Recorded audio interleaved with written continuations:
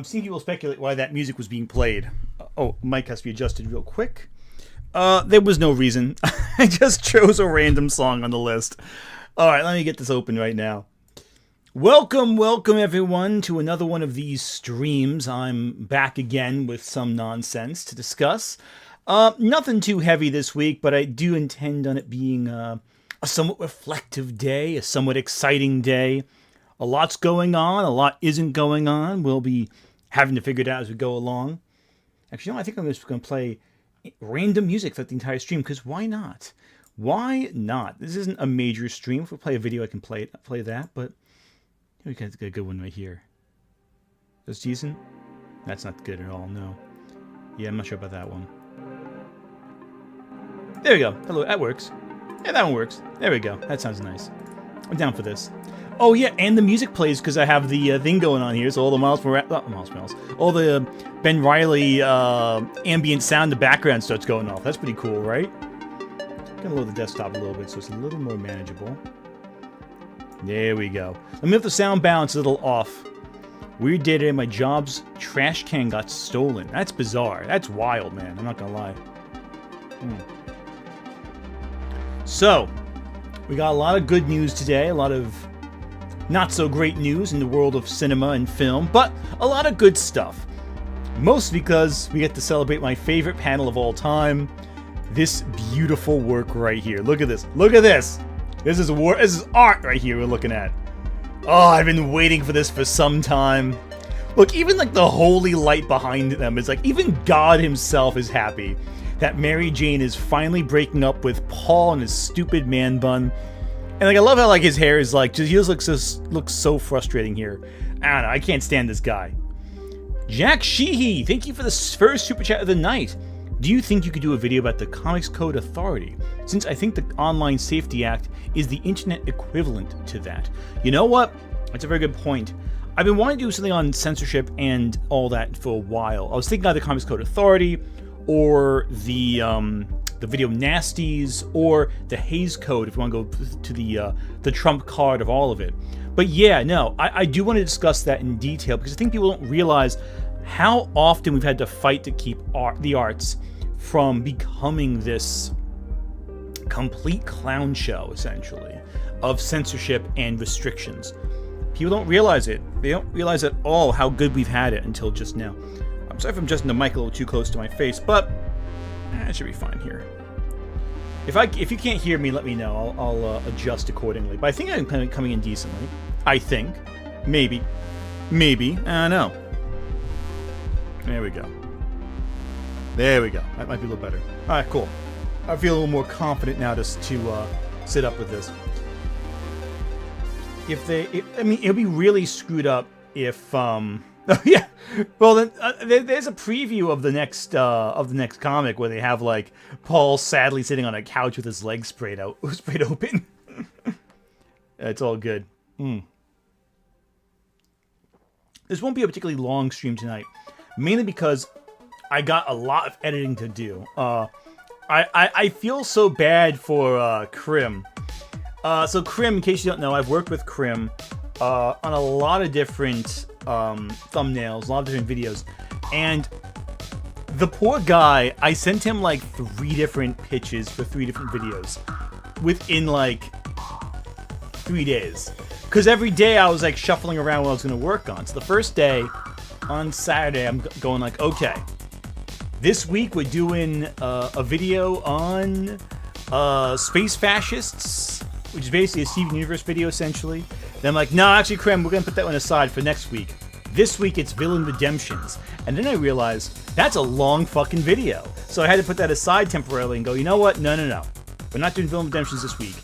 We are doing the Wizard of Oz Sphere exhibit.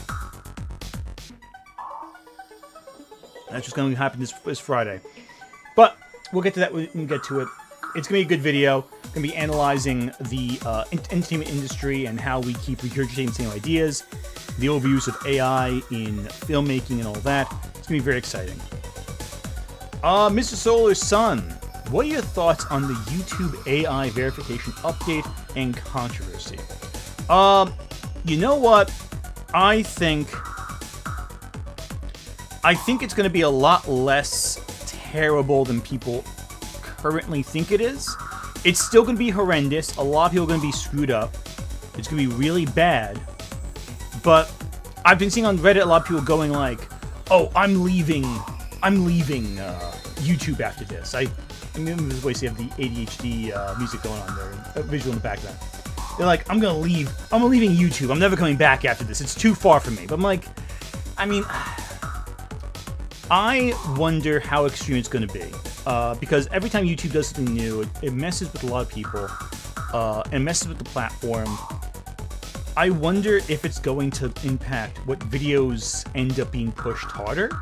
I'm wondering if they're going to be pushed. It's going to affect all that from the content creation side of things. Obviously, my ID is with YouTube already because I get a paycheck from them. So I can't say I personally am worried for myself, because on a personal level, I'm already have my ID verified by Google, which is something. But I do, if you monetize, you gotta have that. But I get another collection of sounds here. So I'm a little biased there. I feel like I'm not as worried for myself. I'm more worried about how it's gonna affect other people, and if it's gonna be used to like de-emphasize certain content over others. I'm not worried about it being from a perspective of like a human being being affected by the AI.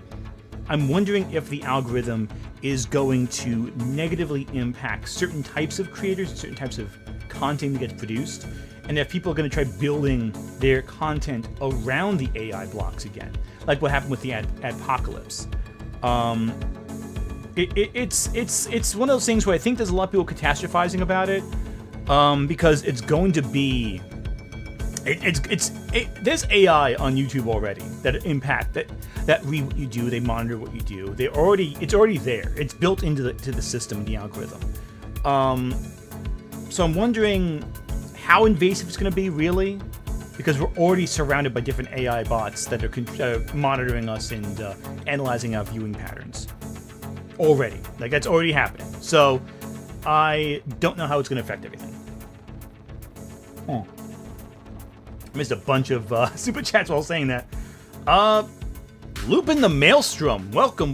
Thank you for super chat. Howdy. Saw your vid on girl bosses and liked it. That said, watching the King of the Hill reboot retroactively annoyed Peggy Hill wasn't on your list. That's a fair point. Peggy Hill definitely probably should have been on there, because I imagine there's probably a King of the Hill fan base.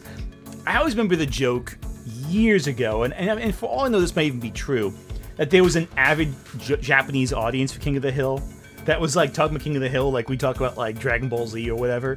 I don't know how true that is, but I kind of wish it is, because I remember even on Reddit and 4chan and all that stuff back in the day, and I kind of hope it is true, because that's just too funny.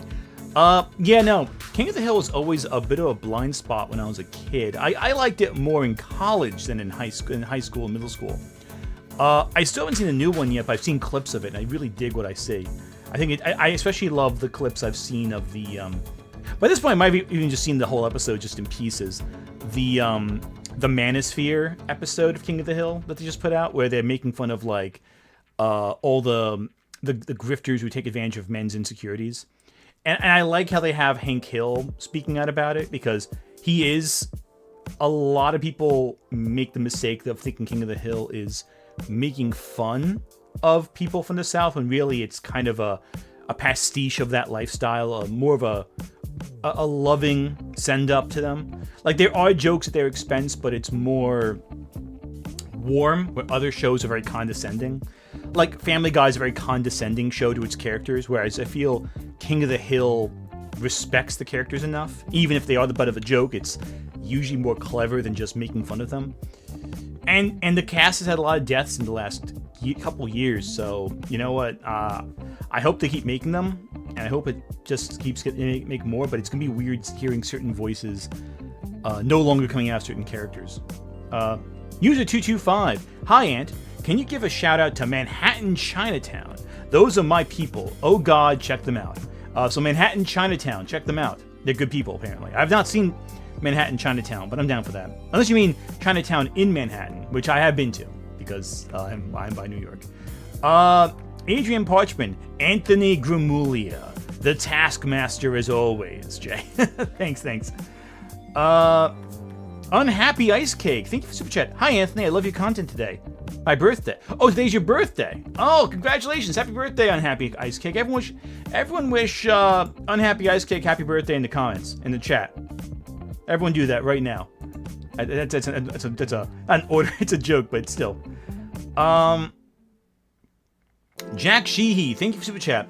There's a theory about the end of Secret Wars. The MCU and the X-Men universes will merge with Earth 828, which will entail a complete reboot overall. That's something I want to talk about later as more in detail, but I think you're correct. I think that what's going to happen is that all the multiverse is going to combine into one timeline. The parts I think that work about the current MCU will stick around. The parts that maybe don't or need an update will be changed, and we'll get characters from the X-Men rebooted in this timeline, and I imagine the Fantastic Four from Earth 828 will materialize as they are currently in the new timeline. It's probably a good chance also for them to recast certain characters like Iron Man and Captain America, or rather Steve Rogers. I imagine they'll do something like they do in the comics, where Steve Rogers and Sam Wilson are both Cap at the same time. So there you go. Baichi Apiodera. Oh yeah, thank you for being a member for 12 months. Threatening to leave the PBS of the internet. Time 57. Yeah. Listen, if you go on Reddit, every time they change something on YouTube, they threaten to leave. There simply is nothing quite like YouTube. And I think that, unfortunately, the AI algorithm, it's being updated because of all the things going on in Australia and all the things going on in the UK. America is pretty okay right now in terms of, I say that as one of the few things that are okay in America. Internet freedom is still, we still have some privacy, but like it is disturbing. I think again, the big thing you gotta keep your eye on is censorship and monitoring, because the YouTube will not be as negatively affected as, say, your OnlyFans will be affected. Itch.io was deeply affected by the MasterCard thing, and that's just the tip of the iceberg. It's gonna be worse and worse and worse. I was hearing rumors they were trying to get Grand Theft Auto off Steam and Itch.io, which I think is good luck. Rockstar will sue back, and they have the money to fight it. User 225. Yeah, Chinatown in Manhattan. It's my favorite New York City hood. Yeah, no, Chinatown's great. I love Chinatown. I'm gonna be in New York actually a couple weekends from now for Anime New York City. So that'd be kind of cool. If you're in the area, check that out. It'll be fun. Well, that being said, though, I may be very tired, so I apologize if I don't respond with like the immediate like need. Be like, oh hey, how's it going? I'll try my best, but I'm antisocial at the best of times sometimes in public, so I'm probably gonna be very frustrating to meet up with. Invoicing Emu. I think the AI will be horrific, then rolled back. Oh, almost certainly. It's gonna be rolled back no matter what. People with these tech industries, they break things before they know how to fix them. And that's just a reality of tech. They run fast. They're like bulls in a china shop, so to speak. They run through and they smash what's there, and then they realize afterwards they have to put it all back together again. Oh, Wave Runners. By the way, Wave Runners. Actually, let me read Agent Parchman's super chat first. August birthdays rise up. That includes me too, and my spouse. Actually, is an August birthday as well. No, but I'm gonna play this right now, real quick. Let me pause this real fast. So I post this as part of my promotion for the stream on Blue Sky and on Twitter. Oh, I refuse to call it X. But I want to show you this thing Wave Runners, who's editing my the Space Fashion video right now, put together for us real quickly for this stream. It's truly a work of art. Make sure it's centered properly. There we go. That's good. Hey, Paul! It's beautiful. I love it. True artistry. It's on. If you want to see the full thing again, it's on Twitter and Blue Sky right now. It's uploaded right there. Let me get some more of that cozy music going on because I really like that vibe. What we got here? Killer Nut. Thank you for the super chat.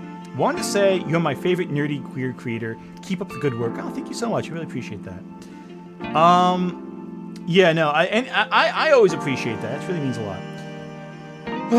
Anyway, absolute masterpiece. Yeah, beautiful. Yeah, Wave Runner. Everyone congratulate Wave Runner in chat for that peak work. There's been a lot going on this weekend too. I feel like I'm on the periphery of so much ridiculous drama too.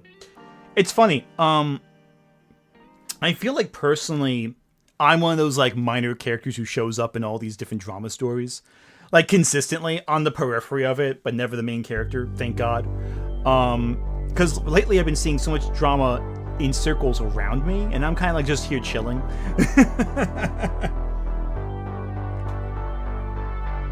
Does Anthony like Huey Lewis in the News? I like Huey Lewis in the News just well enough. Play that again? Let's play it again. Let's do it again. 1 sec, let me get this back again. 1 sec, let me play it a second time here. Let me amp the volume. Oh, it's all up. Good. Hey, Paul! Beautiful. Work of art. Wave Runner, Wave Runner gets a celebration there. Oh, and Wave Runners, by the way, in case you don't know Wave Runner's work, Lily Goth, Kinkymation, did editing for Kinkymation, has done a lot of editing for Kinkymation. So in case some people may not know this, I'm gonna play a little bit of a behind the scenes little thing for you all right now. I'm gonna show you something from my most recent video that you might not have noticed that required a lot of discussion and a lot of fun to get down. So here's my where's my video right here? Here we go. Here's my video. From this last week. If you haven't seen it yet, you should watch it. The Girl Boss video. And there was a segment somewhere around here. Where is it? No. Oh, right around here. Yep. So, where are we?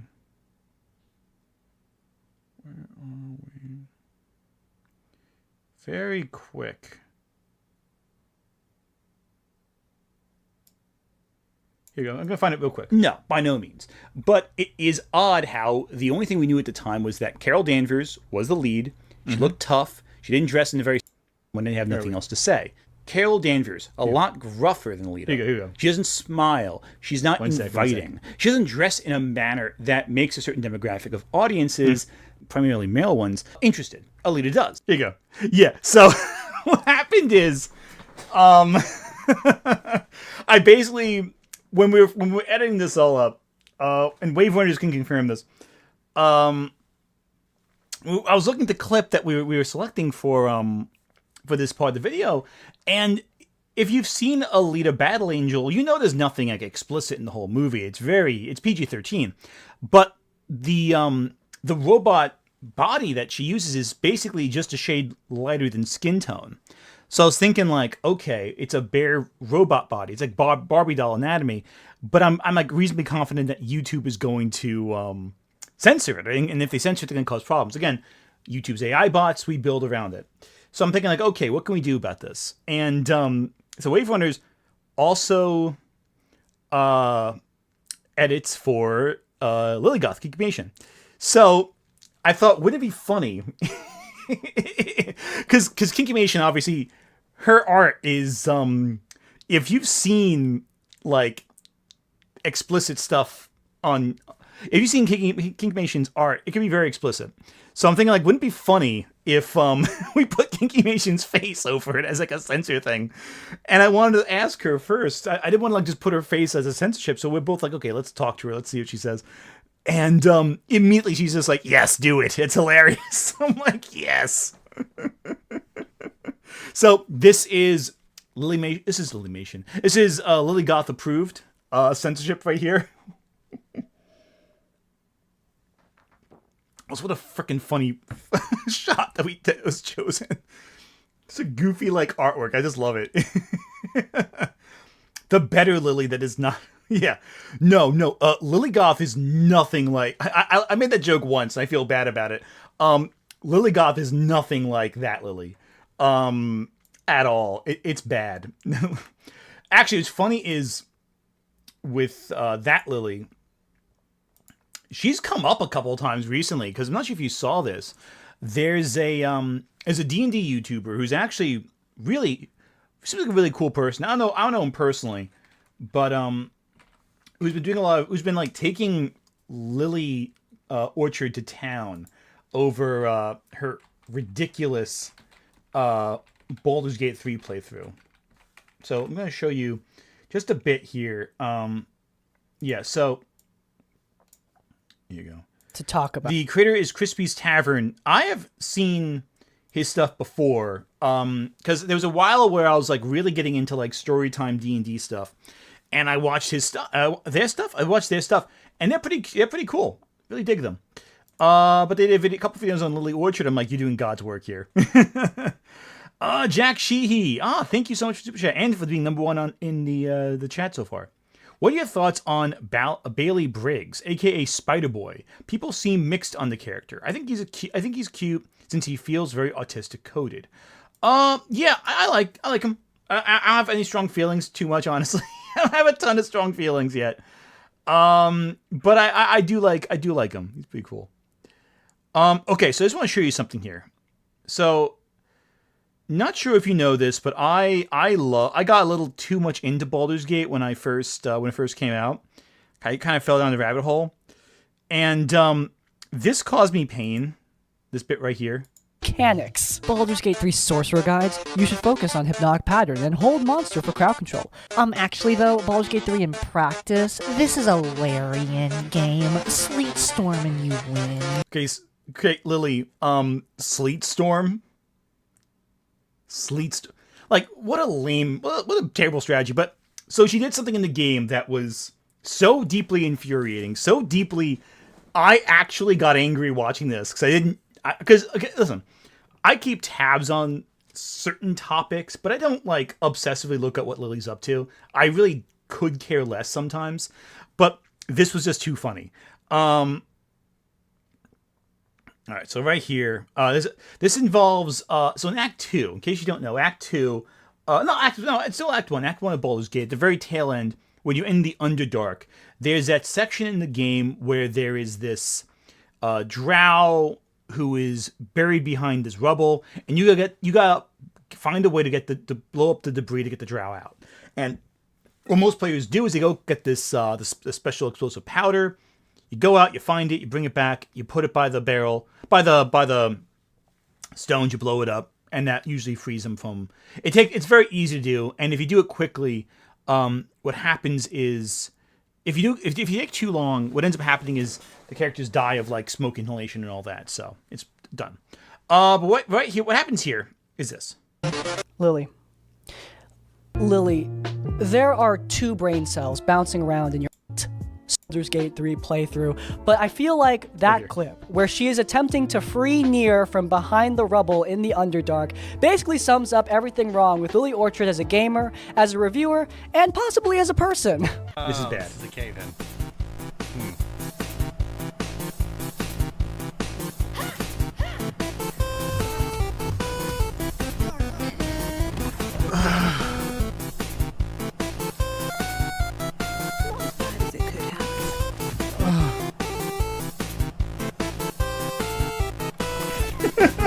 That is so ass backwards. Honey, I hate to break it to you, most of D&D's rule set is ass backwards. You thought you could cut stone with a sword?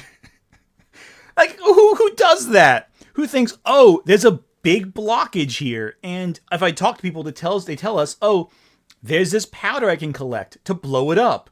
Why would you cut it? Why would you throw a javelin at a big chunk of stone? Like, this isn't even, like, complicated. Like, here's the thing. Most people can beat Baldur's Gate without a guide, all right? You know, if you talk to the other characters, if you ask people, if you interact with your environment and you don't rush through things, they give you enough clues to figure out anything. And they're very explicit. Blow up the stone. Blow it up. Blow up the stone blockage, and you're okay. Hell, they even tell you generally where to go. And it's a little bit of a labyrinth, sure. But even if you wandered around, even if you're looking at that, for a second, you're like, okay, hang on a second. Javelin, sword, magic doesn't really work. Also, if you examine the stone, it tells you their immunities to slashing, 2 piercing, 2 bludgeoning, or non-magical damage, what have you. And like Crispy goes into more detail about it. Watch the whole video. I don't want to, steal their thunder. But it's like, why would you ever think at any point you can chop down the stone wall with your sword?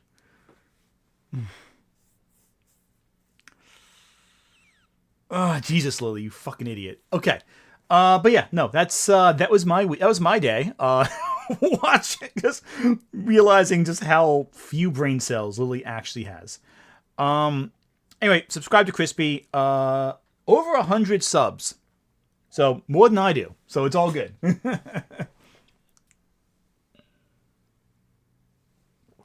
Also, Karlak is best girl still.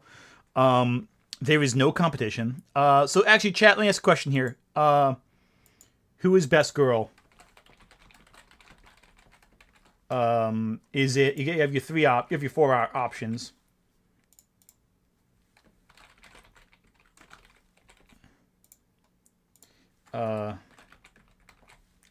And then your final option is Gale.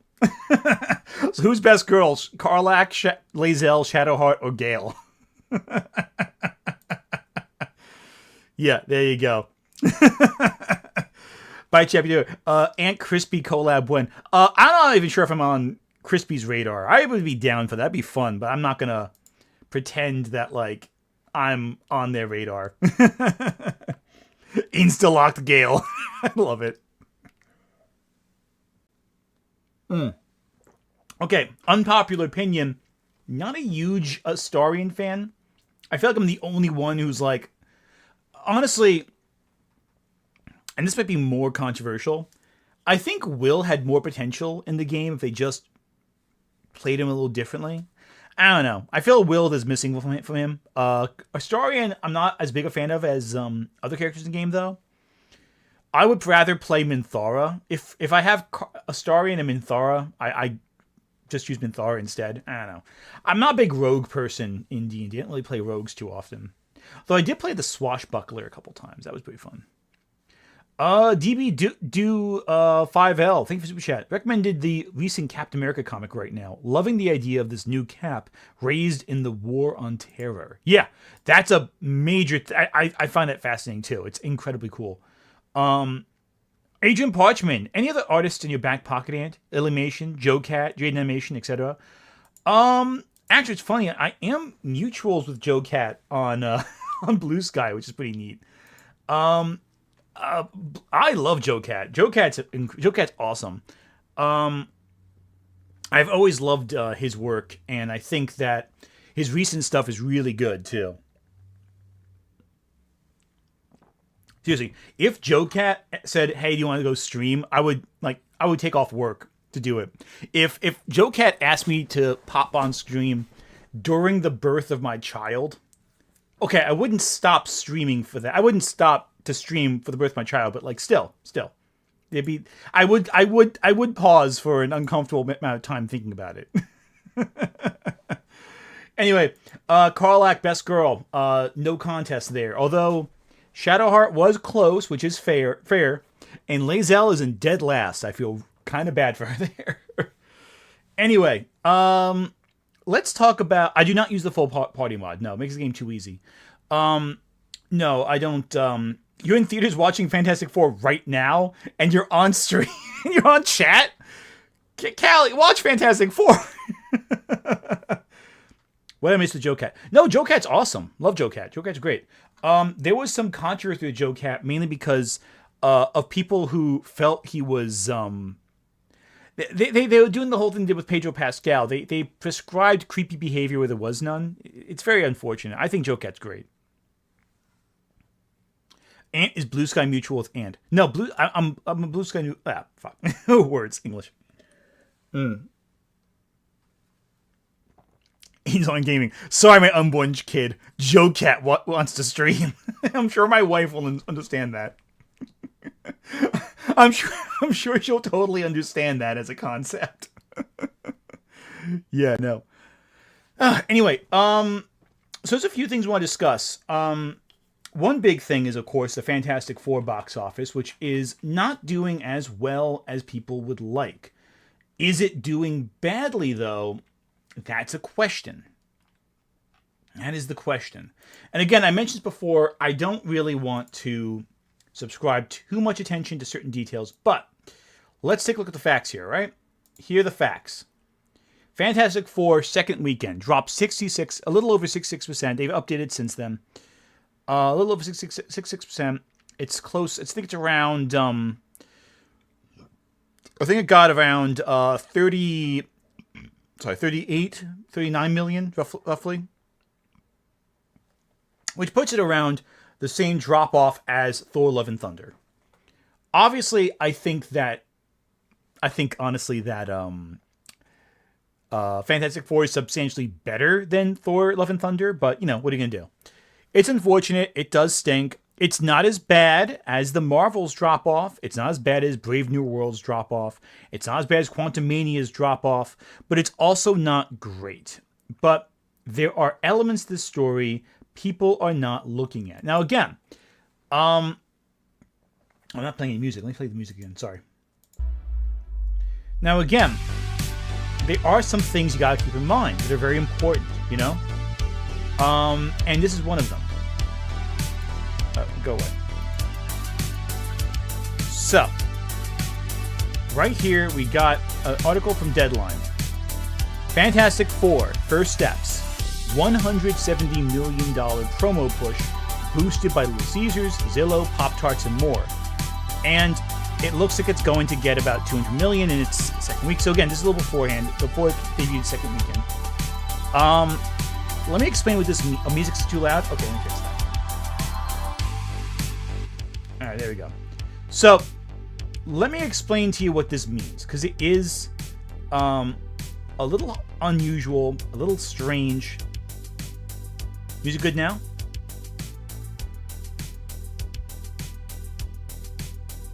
All right, is music good now? No, it's not good now. Okay, 1 second. Not sure why it's so loud. Okay, let me adjust this real quick. Oh, I see now. All right, why? That's why it's so loud. My apologies there. Sorry about that. That better, right? That better? Cool. I'm seeing the loud noises still coming. All right, cool. Good. Sorry about that. Yeah, I'm still trying to play with music a little bit. I feel like it's good on streams to keep it attention, keep you interested. I was seeing someone online say that they click off streams if there's no music playing in the background, which I think is a little strict, but I usually just do reactions, so I'm not used to that, but not so much hangout streams. So this is actually a really important detail that a lot of people who are analyzing the box office are ignoring. What this means is that before the movie came out, Fantastic Four had brought in $170 million thanks to marketing licensing deals. Companies bid to use the assets. Now, a lot of movies do this. This is actually a very common practice, and why marketing budgets are so hard to calculate.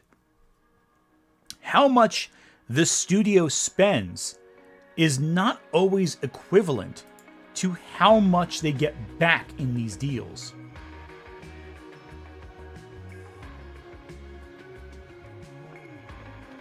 Which means that, well, the movie is profitable already. So, and again, it is a big deal. This is a major asset. It's a lot of money, and a lot of it's licensed.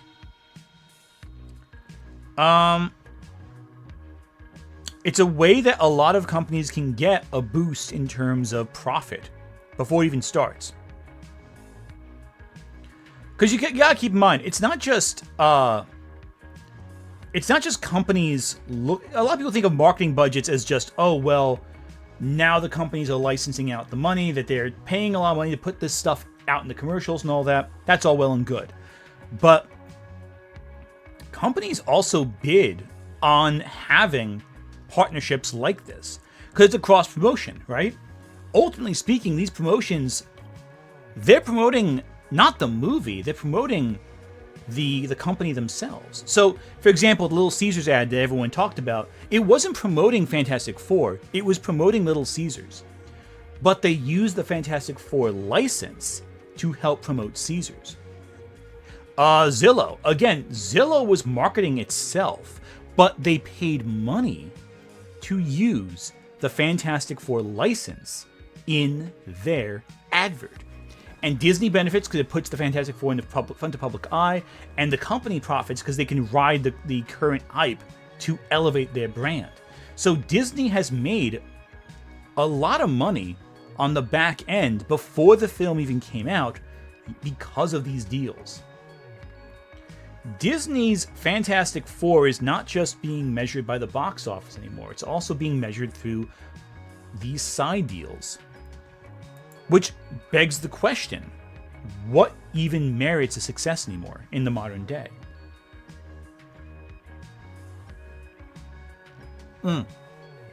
Seeing in chat as well. Yeah, Captain America Brave New World did this too. Most movies do this to some extent. It's one of the ways that films can make money and soften the impact of brand licensing deals through the back ends. This wasn't really the case, though, with the Marvels, which is why that movie lost so much money. And, of course, the box office, too. The Flash also didn't really do this. They did a lot of really good stuff. So, it's one of those things where, like, these movies aren't just making money at the box office. They're making it behind the scenes as well. And if you consider that and you take that into account, you realize a lot of these movies, they're making money you don't really see. It's the invisible dollars. And that changes the narrative. Never underestimate the mouse's ability to profit from something.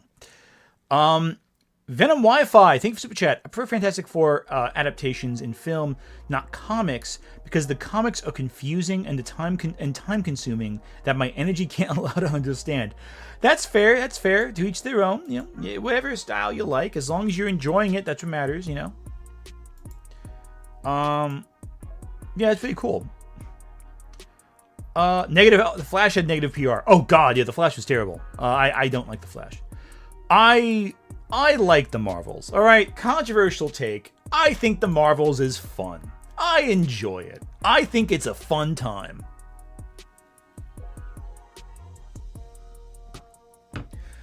And I am not gonna pretend I don't. Now, is it great? No. But I look at all these like top lists of Marvel films that come out. Let me give you an example real quick.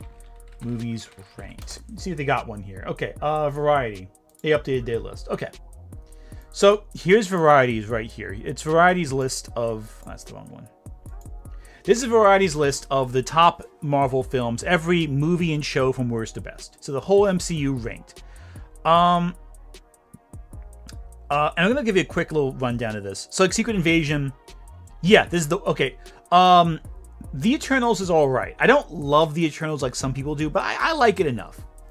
Secret Invasion, though, is the worst. This is undeniably the worst Marvel thing. This is actually bad.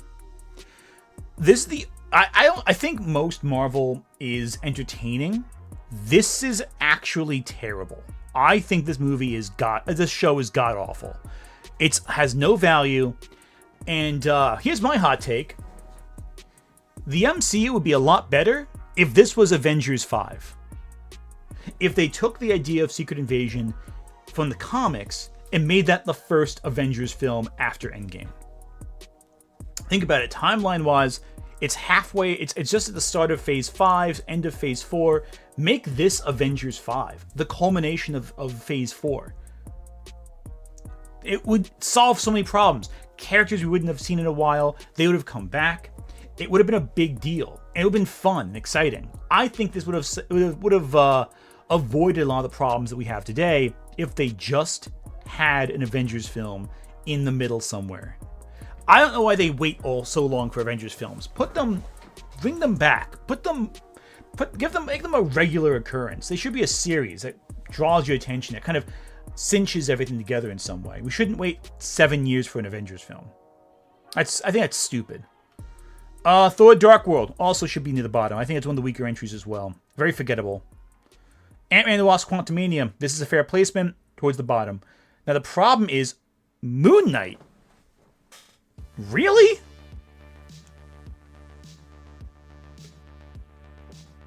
Moon Knight. That low, huh? I mean, it's not great. Moon Knight's not terrific. It would be the bottom half for me, but maybe not that low. No, yeah. Secret Invasion's the worst one, by far. Well, maybe Inhumans. Inhumans is also pretty bad. Sawesomeness, thank you for Super Chat. Hey, Ant, I heard you were pregnant. Congratulations, man. Well, my spouse is pregnant. I'm not pregnant, as my spouse is quick to remind me. Yeah, I don't like this one. This one should be higher. Not super high. I'm thinking like 40s. Maybe low 30s at most, at best. But a little higher than this. Thor: Love and Thunder. Yeah, that's fair placement. I think The Dark World is worse, but Thor: Love and Thunder was disappointing. Oh, Olivia, thank you for Super Chat. The worst of MCU is just middling. There's no real bad MCU in my opinion. Nothing they do to sink to Catwoman and Fan 4 Stick. Oh yeah, 100%. Like on Twitter, on Twitter's pissing me off so much because people are going like, "Oh, Spider-Man: Far From Home. It's one of the worst films I saw." Like, no, guys, come on. You gotta expand your repertoire of garbage to figure out what really is trash. You know. Here's the thing. I think Love and Thunder has some good scenes in it. I think there are good bits in it, and I think that Christian Bale is really good as Gore. I don't love the comedy. I think they improvise too much. It's the same problem they had with what was his name? Ghostbusters, the remake of the reboot of Ghostbusters. Back in the day, there was too much improvisation. The script wasn't clear. They kept making jokes when they weren't necessary. They kept making gags, and it just felt uneven. I don't know. I don't like it. What else we got here? And the Incredible Hulk, that's fair too. I think it is weaker. Iron Man 2, again, that's a fair one. They're both weaker entries. Echo. I like Echo, but this is, I think, the transition from like... I think that's okay. I think it's an okay placement for Echo, though I do like it a little more than that. But it's in that range, I'd say. Eternals, I put a little higher. I think they're worse. I am surprised they don't have the Marvels, though, this low. Usually it's pretty... Captain America Brave New World. Yeah, that's fair. Cap 4... I don't know, man. I think Cap 4 suffered from bad script writing. A lot of rewrites. It's one of those movies where there's no real theme. There's no real arc. It feels very like events happen and you're kind of just like... It's like picking up a random comic and it's the story that like is kind of fillery. It's the story that bridges the gap between one event and the next. And you know the big event's coming, but it's like, okay, we gotta spin our wheels so that event happens. I think Brave New World is by far the worst Captain America. Because I'm bored. Hey, Paul! Pulls out axe. I love it. Yeah, I love how now I'm associated with hating Paul with a deep burning passion.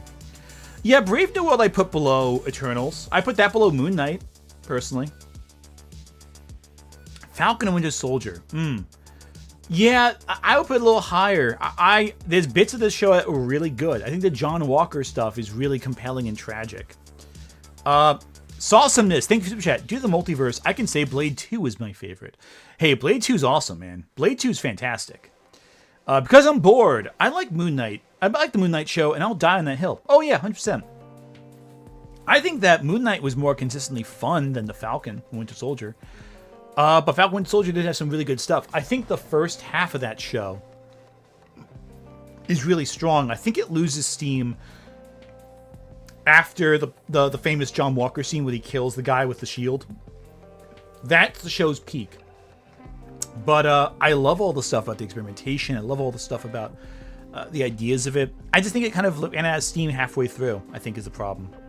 What If? What If should be lower. What If should absolutely be in the bottom 5, I think. Switch Moon Knight with What If, and it's more close to what I would do. I do not like What If at all. Age of Ultron that low feels wrong. Like, I know it's not a beloved Avengers film, but I think it should be much higher. Like top half at least. Also, where's Iron Fist? Like, why are we putting Iron Fist? Iron Fist should be towards the bottom. I was showing my spouse the Defenders show, actually, because my spouse never seen it, so we kind of had to watch it because, you know, just curious. And the Defenders is heinous. That show is terrible. It is absolutely exhausting to watch. Like, you can watch that show on your phone and you won't miss anything. That being said, I'm glad that the Marvels is this high up. Werewolf by Night this low feels wrong. I know it isn't only an hour long. Werewolf by Night was one of the best parts of Phase 4, I think. I love it. Maybe I'm biased because I'm like a Universal Monsters like fan, but I think, hot take, Werewolf by Night is better than every Ant-Man movie. I'd rather watch Werewolf by Night than any of the Ant-Man movies. Yeah, I said it. Because I'm bored. More like Age of Midtron. Got him. Love it, love it. I think, because I'm bored, I like the Moon Knight show. Oh, you just said before, sorry. I said that already. Yeah, Werewolf by Night should be much higher. I'm sorry. Thor, the original. Yeah, that's kind of fair. I love Thor, the original, but I do think it is one of the weaker entries in terms of just quality. Thor has a rough time. I think Chris Hemsworth and Tom Hiddleston are fantastic as their characters, but the movies themselves, except for Ragnarok, it was a little tricky to get that. She-Hulk Attorney at Law. Okay, this is fair. I'm okay with this placement. Yeah, I would say bottom half is okay for She-Hulk, but middle of the pack. I think She-Hulk is pretty good. I do think the effects, though, are terrible. You can tell they had to redo the budget. They had to redo all the character models so much. I would put Werewolf by Night above She-Hulk in a heartbeat, though. I would put She-Hulk above Thor, though. I would. I think the comedy lands. I think the ideas land. I think Tatiana Maslany is fantastic. I'm a defender of She-Hulk, but the effects are terrible. They are really bad effects. Ant-Man the Wasp. Okay, hot take. I would put She-Hulk and Werewolf by Night, and maybe even Thor, above Ant-Man and the Wasp. I'm not an Ant-Man fan. Despite my name, I'm not a fan of Ant-Man. Sorry. Hot take, I know. No. No, you're wrong. You're wrong. Top 20, at least. Top 20 film. No, you're wrong. Sorry. Incorrect. Because I'm bored. R.I.P. Ant's credibility for liking She-Hulk. She-Hulk is fine. I like She-Hulk. It's okay. People get like really up in arms about She-Hulk. It's fine. It's fun enough. Sauciness. Now, if we could get the Crow into the MCU films, oh God, no, the Crow should not touch the MCU. I'm sorry. It should be in its own thing. No, this is bad. This is actually terrible. This is actually rage baiting, and it's gonna make me freak out. I hate it. No, because this is actually a well-made movie with a sincere message and ideas. It's fantastic. No, The Crow was never a Marvel property. We're just making jokes. We're just joking around, people. Don't take it too seriously. Black Widow. No, I put Black Widow lower. I would put it below. I put Black Widow below Thor, honestly. If I'm being honest with you. Yeah, Fantastic Four is fantastic. Putting Black Widow above Fantastic Four is ridiculous, I think.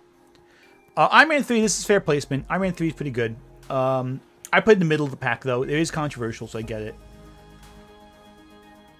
Captain Marvel above Fantastic Four and above She-Hulk is nonsense. Okay, this is my hot take that I've said a bunch of times.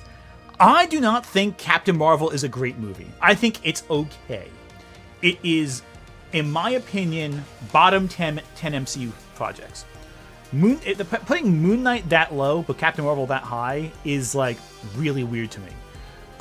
Because Captain Marvel has a bunch of problems. I don't like the movie. It has a lot of issues. I like Carol Danvers as a character. I like the Skrulls. I like the idea of it. But I think this movie was it was the first MC movie in a while where I was like, I'm not feeling this one. And I've said a bunch of times in the Girl Boss video too. It's not any of the sexism stuff's not that. I just don't think it's a very good story. The character arc doesn't feel impactful enough. Orson Zed. Movies that suck are better than boring, middle-of-the-road Marvel slop. I'd rather watch a shitty movie than a boring movie. Oh, 100% agree. And that's my problem with Captain Marvel. I find it kind of boring. It's not... There's something uncompelling about it. This is really... And to put it above Fantastic Four, that really pisses me off. I don't like that. That being said, though, the Marvel's placement is totally fair. I think this is all right. I think it should be a little lower. But I'd say like 38, 39. Not like below 40. The Marvels is elevated because of one person. Iman Vellani. Iman Vellani is so good as Kamala Khan, it lifts the entire film up. Like, it really... Oh, I get the mic again. I'm so sorry. It really lifts the film up.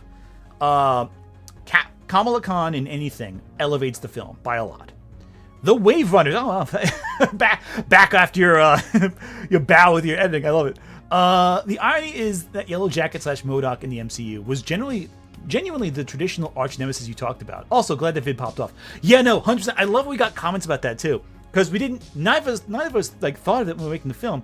Like, oh yeah, like Yellow Jacket, he comes back as MODOK. I forgot about that entirely because Ant-Man the Wasp was just that unremarkable. Well, Ant-Man Quantumania was that unremarkable to me. But yeah, no, he really is. And if you haven't seen my arch enemy video, you should watch it. Wave Runner's editing is fantastic in that video. I'm so excited to see what you do with me going forward because it's so much fun working with you.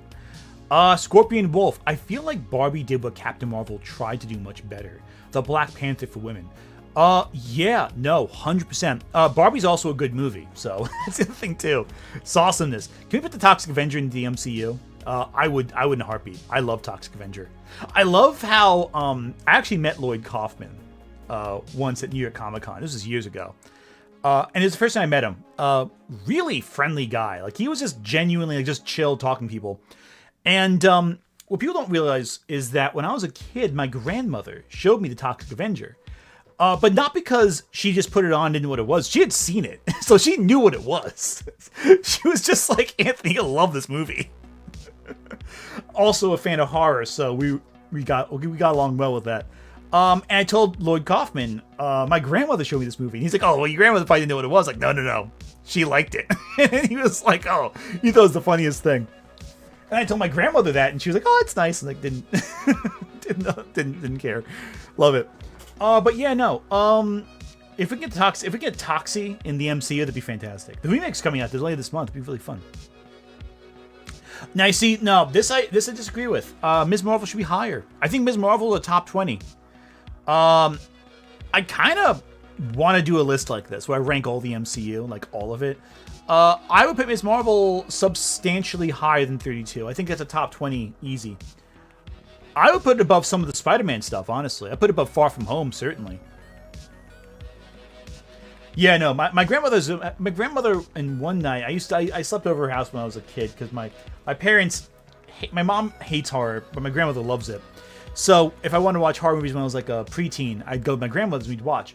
And she showed me in one night, it's the most insane triple feature I can think of.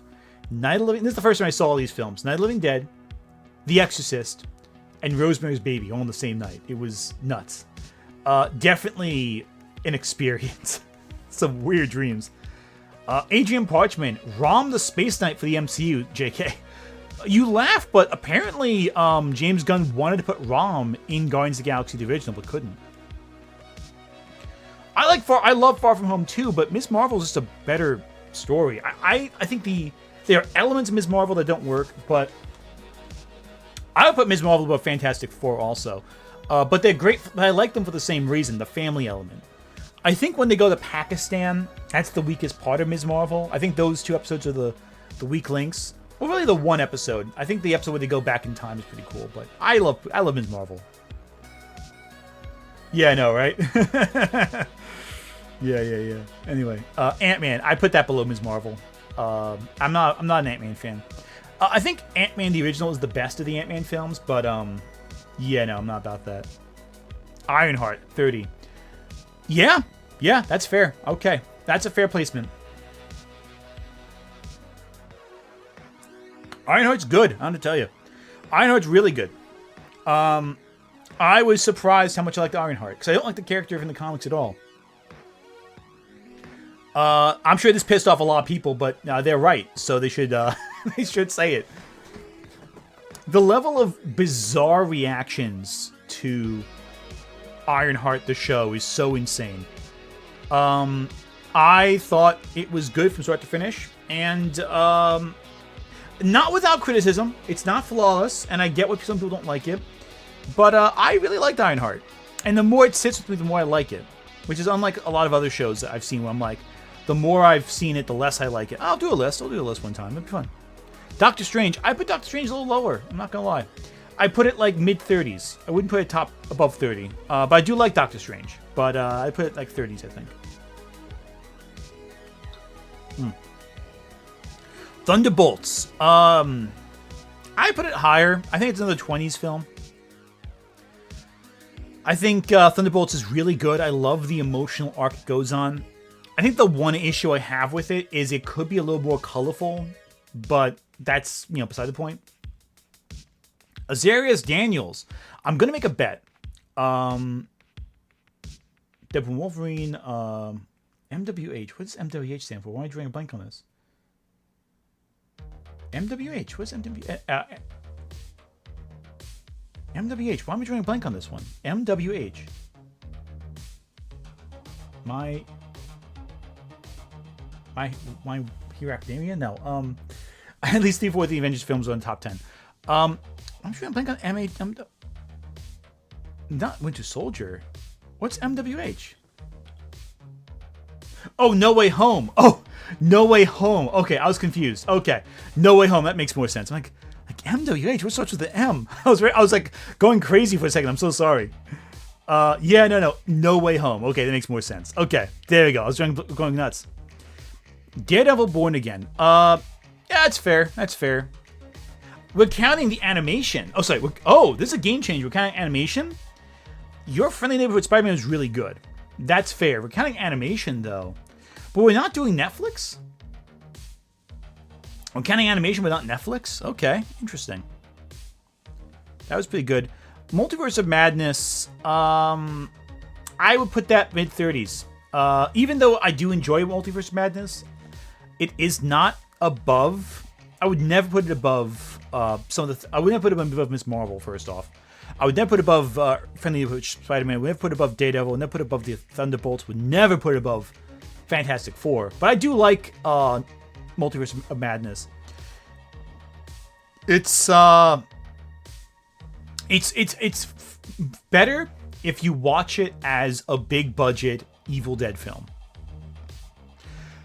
Guardians of the Galaxy 3, this low.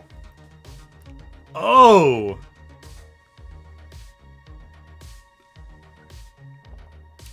I mean, at a certain point, you got what you put above it, but I can think of a lot. Guardians of the Galaxy trilogy is easy top 15 entirely. No, I don't agree with that. Holiday Special, I put vastly lower. I'm sorry. The Holiday Special, I put far, far lower. I'm sorry.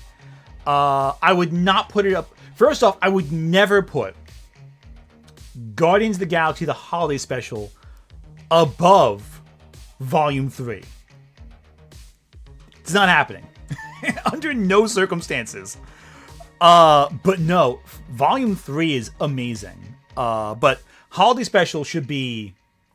Don't get me wrong, I like the Holiday Special, but it's not nowhere near what it's above. There's no way it's better. Far From Home, though, this is a fair placement. This is okay. I'd actually put Far From Home a little lower, honestly. I do love all the Spider-Man. I do love the Spider-Man trilogy with Tom Holland. I know it gets a lot of hate, but I think it's pretty good. Yeah, no. I think it should be lower, but I do like this one quite a bit. There's a lot of fun stuff there. Hawkeye. Above Ms. Marvel. This is a good Christmas movie. I like Hawkeye more than Holiday Special. That's fair. I'd say mid-30s for Hawkeye. Yeah, no. But it's good, but it's not that good. Wakanda Forever. Yeah, this is a good placement for it. Wakanda Forever is not as good as the original Black Panther, but it is really good. Not as rewatchable, though. It's not as rewatchable. It's very sad. It's a very morose film. I rewatched it again before Ironheart came out, because I want to get, like, in the mindset for Ironheart. It's a sad movie. Like, even beyond the obvious, it's a very depressing movie. And that actually, I think for me, makes it harder to watch again.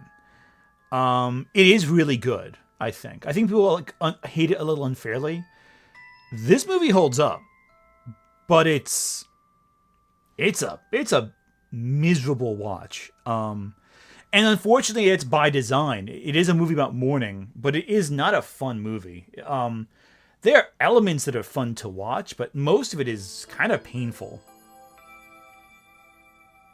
Captain America: First Avenger, that's perfectly fair. Yeah, the First Avenger is really good. I like the First Avenger quite a lot. Oh, wait, if you saw Sinners? Oh, Sinners is great, right? Love Sinners. Sinners is fantastic. Because I'm bored. Tom Spidey just makes me want to go, look at the little Iron Man Jr. gonna cry. Love that. Especially every time he says Mr. Stark. Oh, yeah, no. I know what you mean. Oh, little Goblin Jr. Oh, they know what they were doing with this screenshot. I'm just telling you right now. Perfect screenshot. I love how there's like the trivia about when they shot this. Because what happens is there's a scene where Peggy Carter reaches for Steve's chest and pulls back. That was apparently the instinct of, what's her name, the actress, Haley Atwell, to like grab Chris Evans' like chest, and she had to hold herself back from touching it. I love that. It's like such a weird, that's a small detail. It's so funny. Shang-Chi, yeah, that's good. Shang-Chi 18, that's fair. Shang-Chi's fantastic. Deadpool Wolverine 17. I put a little lower, like 19, 20, but yeah, that's fair. Agatha All Along, 16. Shark Jumping Whale, Walrus, thank you for the gifting the membership here. And Xena, welcome as a member. If you want to join as a member and join a Discord, you absolutely can by end of the just sign up as a member right now, and I'll post the Discord link at the end of the stream. Sauciness. Michael B. Jordan's Eric is my favorite MCU villain. Yeah, oh yeah, no. He's Killmonger's up there. Killmonger's wild. I think he's great. Okay, Agatha All Along at 16. That is such a brave, maybe correct thing to do. I loved Agatha All Along way more than I thought I was going to. It's such a good Halloween Marvel story. I love it. I think it's fantastic. The original Avengers at 15. Oh, man. Controversial take. I would put it top 10. It's not my favorite Marvel film, the original Avengers, but it's up there. I think 15's a little low. I'd give it a few more places up, but still. Spider-Man Homecoming. 14 sounds good. 14's a good place for it. Yeah, that's fair. I would probably put it above but I would probably put it above No Way Home, personally.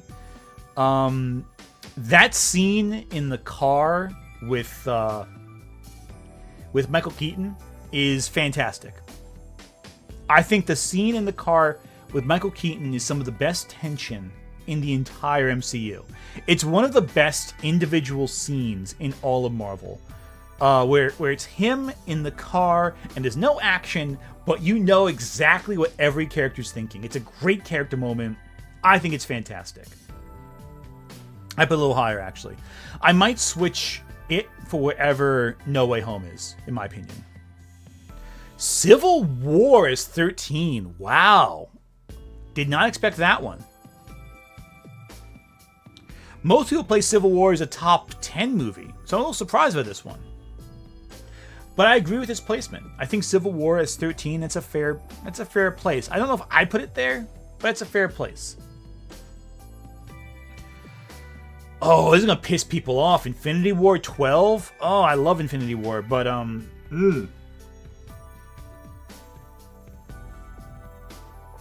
You know? No, I don't agree with that one. I think it should be top 10. Infinity War isn't a great movie as a movie, but it's a lot of fun. Yeah, I looked at one a lot. Guardians of the Galaxy 2 is 11. Oh, man, that's a tough one. I mean, it is almost top 10. I would still put it a little higher. I think all the Guardians films should be top 10. But Volume 2, well, I have to remember what's above it. That's the thing, too. Volume 2 has the single saddest scene in the MCU. I think the Yondu death scene funeral is the saddest, the single saddest scene. And I personally think the use of Cat Stevens in the final scene is perfect.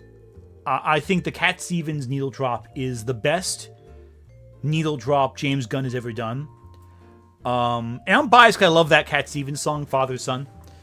I think that song is like profoundly moving. But yeah, no, this is wrong. I don't like this so far. I mean, granted, it's still high. Like, it's like saying, oh, it's 11 but not 10. Like, it's still pretty high, guys. But, like, I don't know about this one. I don't like it.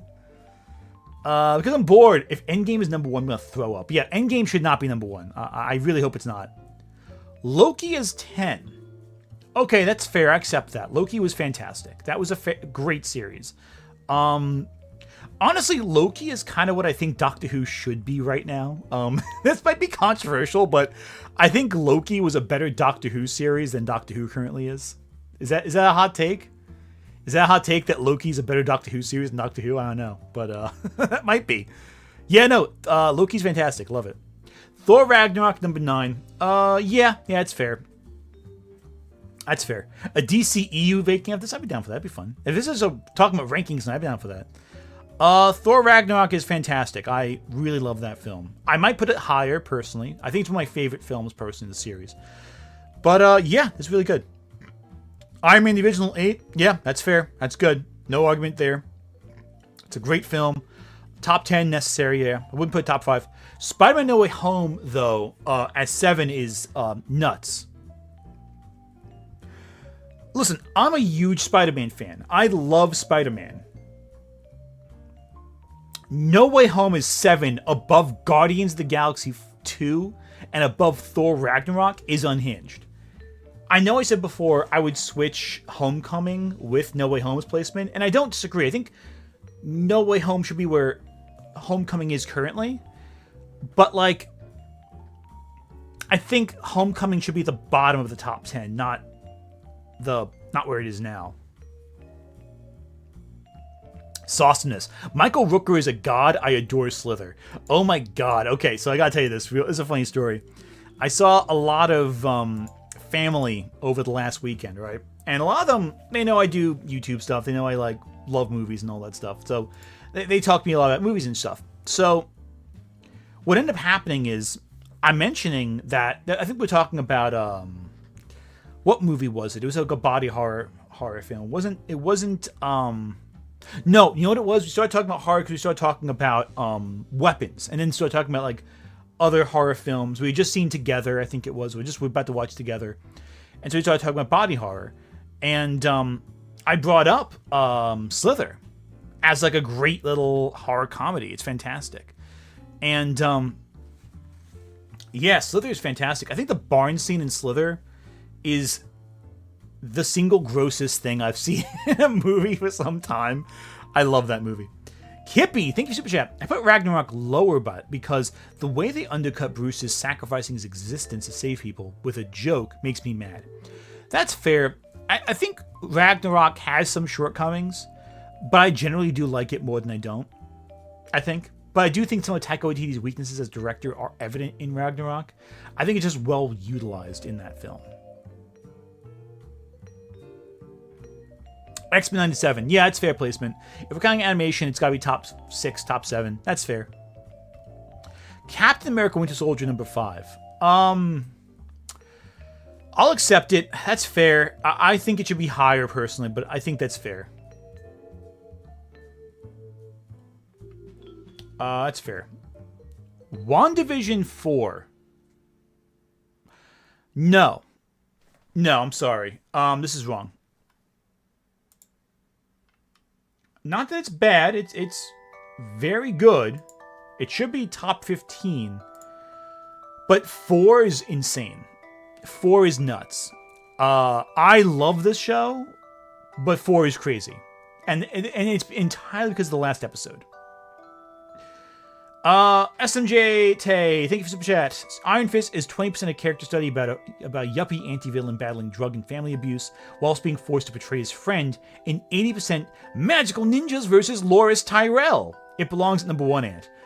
Oh, I gotta disagree with you on that one. I would put Iron Fist at the bottom, along with Inhumans and Secret Invasion. But no, this is insane. I don't think this should be here. The fact that Guardians of the Galaxy 4 is in the mid-20s and this is top 4 is ridiculous. Great movie, though. Guardians of the Galaxy 1 at 3. Okay, that's fair placement. But this tells me that the top 2 are Black Panther and Endgame. Now, Black Panther, I think, should be top 5. That's fair. Endgame should not be 1. I love Endgame. I think it's fantastic, but it's not 1. It's not the best MCU thing. Jesus Christ.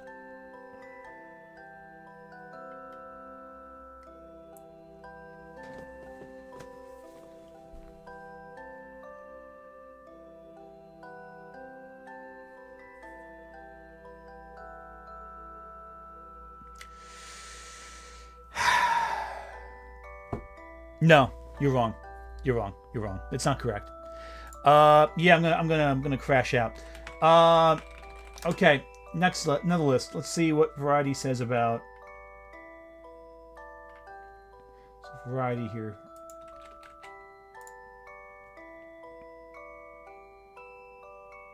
Okay, here we go. This is outdated. Never mind. This one's outdated. Oh crap. Hang on a second.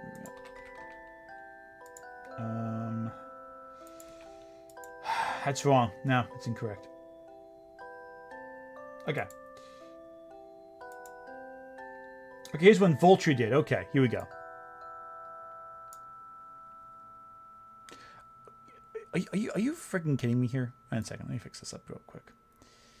No, I'm not. I'm not doing a free trial for Vulture for a YouTube. A YouTube thing, okay? No, there's no way. There's no way. Oh, Jesus. Yeah, no. Okay. Why do we got all these cookies? Go away. Accept all cookies. That's fine. Okay, here's a different one. Okay. Wave Runners, thank you for being a member for 8 months. Rocket is the best character arc in the MCU. Yeah, agreed. I agree. I agree entirely. That's totally fair. Yeah, Rocket's fantastic. All right. I'm in the movies middle of the list. Let's take a look at this one for the DC movies. Including James Gunn's Superman. Let's do this. Let's do it. All right. So, DC movies ranked. Bottomless Steel. Yeah, that's fair. Steel sucks. Steel is bad. You ever see Steel? It's pretty bad. 4, Return of the Swamp Thing. That's a good one. I like Return to Swamp Thing. That's a lie. It's terrible. Supergirl below Catwoman and Superman 4. Bold, but correct. Catwoman. Yeah, it's pretty bad. Black Adam. Black Adam. Black Adam is pretty bad, but below Green Lantern, below Batman v Superman, below Superman 3. That is a choice. Yeah, that's a choice. Ooh, Black Adam's rough, but I don't think that way. Swamp Thing at 36. That doesn't feel right. I don't know about that one. The Wes Craven Swamp Thing is actually not that bad, I don't think. Like, it's very dated. It's very much a product of its time. But it's not below... They are worse in DC Universe. I'll put it that way. They are much worse. Black Adam, though, is painful. I found Black Adam almost unwatchably bad, personally. Black Adam is that bad, all right? Okay, let me tell you something about Black Adam. What Black Adam does, it suffers from the worst problem you can have in a movie. You don't care. You just don't care what happens. And that's the worst thing you can do in a movie. Because I'm bored, but the top 5 are including the Dark Knight trilogy. Oh, 100%. 100%. At the very least, The Dark Knight and Batman Begins. I think The Dark Knight Rises is your best chance of it not being top 5, but it's going to be up there. Swamp Thing this low, though, is pissing me off, because that movie isn't that bad. Aquaman 2? At 35? I thought it was alright. Like, it's goofy, it's dumb, but it's not that bad. Like, it's on par with the first Aquaman in terms of quality. They're both equally dumb, but, like, fun. They're dumb in a fun way. I don't think that they're bottom tier. Not below Superman 4. Like, remember, you have Superman 4 and 3 that are above all this. They had no... And I think Superman 3 is worse than Superman 4, by the way. I think... Because 3 is, like, more irritating. I think this is wrong. Superman 4, Quest for Peace. Okay, this is way too high for Superman 4, The Quest for Peace. This film is terrible. I don't know if you've seen Superman 4 recently. It is borderline unwatchable. It is really bad. But at least it's bad in a funny way. Whereas Superman 3 is bad in a frustrating way. Although it does have the trash... the dump scene, which is pretty cool. The scene where Superman fights himself. Because I'm bored. BVS was the first movie I ever hated. Yeah, BVS is disappointing, is the thing. I think from a quality standpoint, it's still pretty bad, but like, the biggest sin that BVS commits is being disappointing. That's the big sin. Because I'm bored, you have to consider ironic enjoyment. 100%. Superman 4 has a lot of ironic enjoyment. Aquaman 2, you can watch ironically and have a good time with. Superman 3 is just painful. And I caught a glimpse of what's next. The next film is one of the great ironic enjoyment films possible. And that's Batman and Robin. Batman and Robin is not that bad, guys. Okay? Batman and Robin is not that bad. Because you can have fun with it.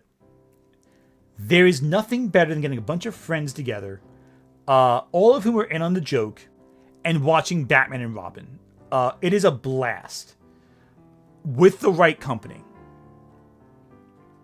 It is a god-awful movie. It's truly bad, but it's so fun in a so bad it's good kind of way, which you gotta consider. Jonah Hex, though, is actually bottom tier. I think Jonah Hex is god-awful. There is nothing good about it. It is just painful. Jonah Hex should be bottom 5. The fact that Jonah Hex was placed above Aquaman 2 and frickin' Swamp Thing and above Batman and Robin is sending me. Azarias Daniels, bring back Nuclear Man. James, you coward!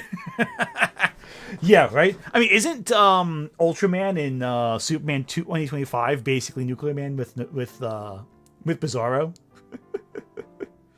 Yeah, back credit card, exactly. Yeah, you need a good pint of beer for this one. SMJT, Iron Fist tops this list too. Iron Fist, he's just so good he tops every... Batman Forever. Okay. No. No. You put Batman Forever below Superman 3? You put Batman Forever below BVS? Below the Justice League? The Justice League? Jesus Christ. Olivia Williams, thank you for Super Chat. Arnold is obviously having a blast in Batman and Robin. Oh, 100%. And so's Uma Thurman. They have a great time in that movie. I think the only person who's not having fun is Alicia Silverstone and George Clooney. I think everyone else has a good time. But I feel like George Clooney is uncomfortable in the whole movie. And Alicia Silverstone, again, it was really sad. The level of body shaming she went through. Like, she just was a normal woman, and they were like acting like she was like a heifer. It was ridiculous. All the body shaming was terrible. That really bothers me. Batman Forever, though, being this low actually pisses me off, because it is the best live-action Nightwing movie we've gotten so far. Well, Robin movie, I guess. But, no, Batman Forever is actually very entertaining. Hell, the Kiss from a Rose music video is worth it getting up to the top 20 at least. Easy. Easy. Suicide Squad above Batman Forever. That ain't right. I don't like it. No. Don't get me wrong, Suicide Squad's not good. It's pretty bad. But it's...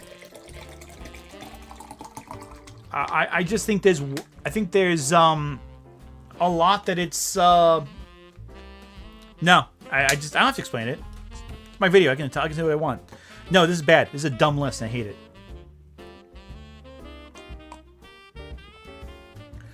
Green Lantern above Batman Forever.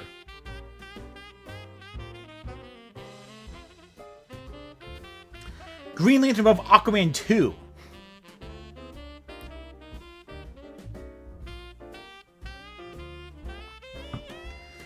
I'm gonna crash out.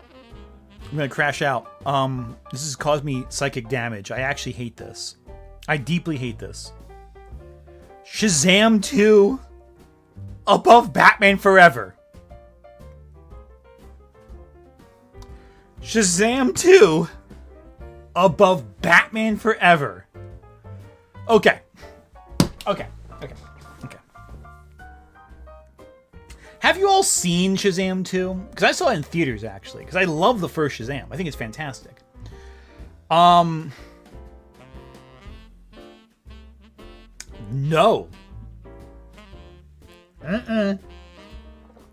Nope. Is this Christmas music playing on this? This is Christmas music. Okay. Hang on a second. I just realized I was playing Christmas music. It works, I guess. Okay.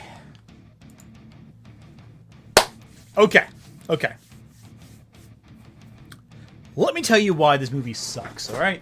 First off, it doesn't fall through with the plot teasing from the first Shazam. 2, it has this made-up plot that doesn't work. 3, Shazam acts so much unlike Billy Batson. Like Billy Batson in the original and his persona as Shazam. You can tell that they're kind of the same person. But here, he's like a cartoon character to a bizarre extent. Also, I'll be honest with you. Let's talk about Rachel Zegler in this movie. Rachel Zegler is not great in the movie. She's okay. But, like, she's the best part of the villain team-up. And it's saying something considering Lucy Liu and Helen Mirren are there. I don't like it. X-Men Superfan, thank you for Super Chat. If Catwoman would have had a decent script, Halle Berry would have delivered something that we would eat up. Oh yeah, 100%. Even the original idea for it was pretty cool, like a spin-off of Batman Returns. That's pretty neat.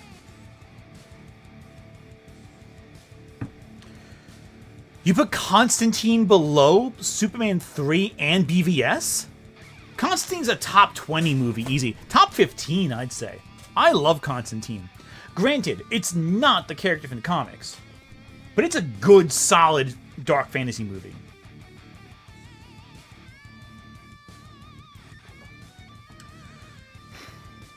This is ridiculous. I actually hate this list.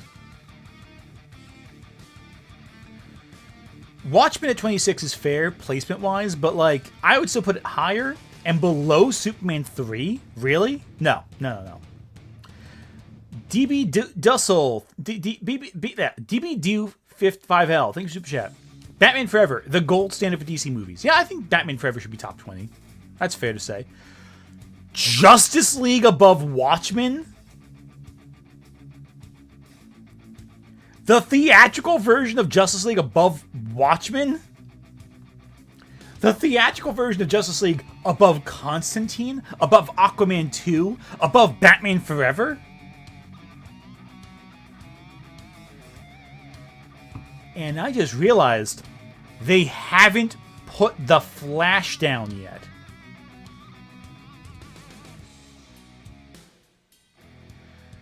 The Flash, you put above Watchmen, Constantine, and Batman Forever. Hell, Aquaman 2 as well, for that matter. And it's not Zack Snyder's Justice League, it's the Joss Whedon Justice League.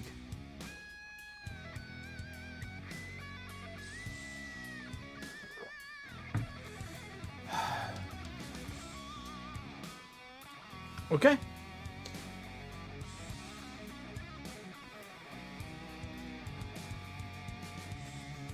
Okay. I'm fine. I'm good. There's nothing wrong here. I'm fine.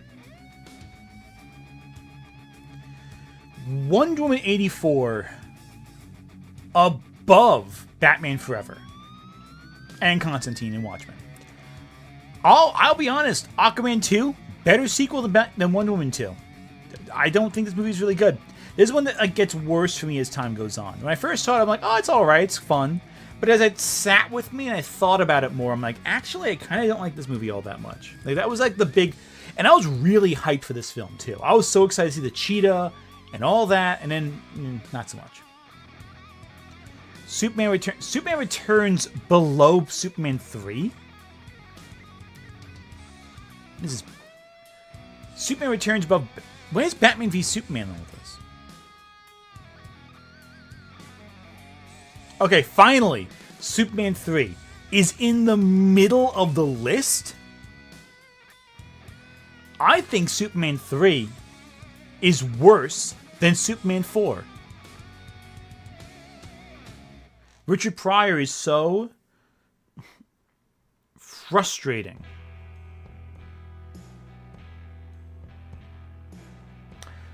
Okay, I'm going to read the description right here. Richard Pryor's Gus is at once a character entirely in keeping with the Superman movie series to this point. Please see Lex Luthor's flunkies in that first installment. And the one that breaks the reality of the series by showing everyone else up to be humorless and kind of square. But try to imagine this movie without him. Richard Pryor is not funny in this movie. This is the worst Richard Pryor has ever been in anything.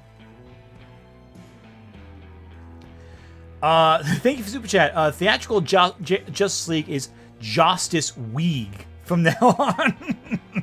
I love how my inability to say words results in new words forming. I love it. Because I'm bored. According to the timeline, Bruce was a child during 1984, so during that film's climax, he would have had to have watched his parents die all over again. Oh, that's tragic, but also not surprising. By JP Odera, hot take, I'd put Watchmen at the bottom of this list. Okay, it's still better than Steel, but I still have it at the bottom. That's a take. I don't agree with it, but that's fair. I like the Watchmen well enough. Shazam at 21. I don't know about that. I would put Shazam top 10. I think Shazam's really good. There's a lot of heart to Shazam that I think is really beautiful. And I can't imagine... Wait a second. You're putting Shazam below... Jesus Christ. You put Shazam... below... Batman v Superman. You put a movie with some of the most heartbreaking scenes in a DC film. That scene in Shazam where Billy Batson finds his mom is so heartbreaking and so sad and so pathetic that it is one of the best scenes in any DC film. And you're putting that below Batman v Superman.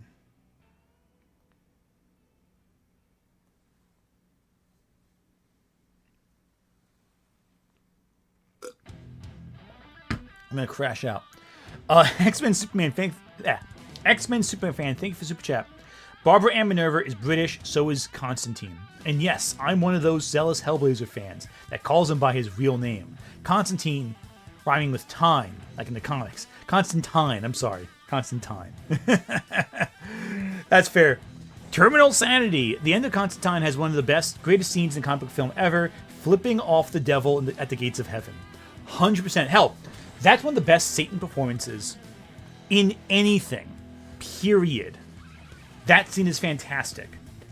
The scene with the devil, freaking Stormare is a great devil. He's so good in everything he's in.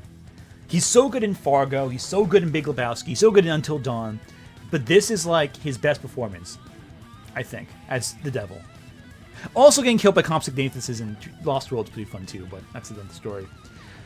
Because I'm bored, whoever made this is a Snyder bro. Oh, 100%. 100%. Batman v Superman that high? Really? No, no way. But it can't because Watchmen's low. So it makes no sense. You would think a Snyder bro would put Watchmen really high, not that low. Aquaman 19. That's fair. That's fair. Dark Knight Rises 18. I would put Aquaman above Dark Knight Rises. I find Aquaman more entertaining than Dark Knight Rises. If you ask me right now, you want to watch Aquaman or Dark Knight Rises, I'd say Aquaman in a heartbeat. Joker at 17. Wait a second. This list was made in 2025. So does that mean that Joker 2 is on this list? Did they put Joker 2 below Joker? Did they put Joker 2 above Joker 1? The guy, 493. So bets on Paul dying on the way back to his home. Yeah, he's going to die. There's no way he's living. He's going to die a horrible death, probably. All right, first off, Joker hot take. I don't like Joker all that much as a movie. I know. And even then, I would never rank Joker below Joker 2. I think Joker, the original, it's a little... I feel like it ended too early. I think where it ended feels like it should be the start of Act 3, not the end of Act 3. But,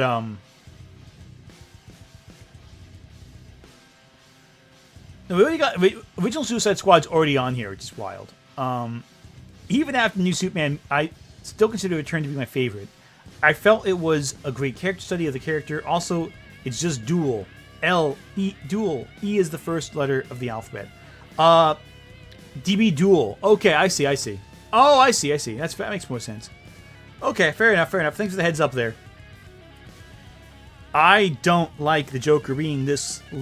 at this point, especially if Joker 2's higher. That's actually really upset. It's going to make me crash out more. Because, hot take, Joker 2 is also worse than Batman and Robin. If you ask me, would I rather watch Joker 2 or Batman and Robin, I will choose Batman and Robin in a heartbeat. Because at least Batman and Robin is entertaining. In a stupid way.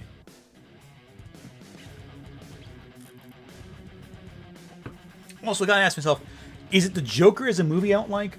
Or is the hype turn me off? I don't know. Man of Steel at 16. Yeah, that's fair. I would probably put it around here too. That's okay. Yeah. Batman Begins at 15 is wild. That's wild. I was gonna think it would be top 5 at least. That's a take.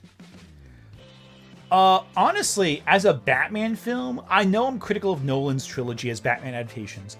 I think the trilogy as a whole is pretty good as movies, but as Batman adaptations, I'm not a fan of them as Batman adaptations. But Batman Begins is actually legitimately a really good Batman film.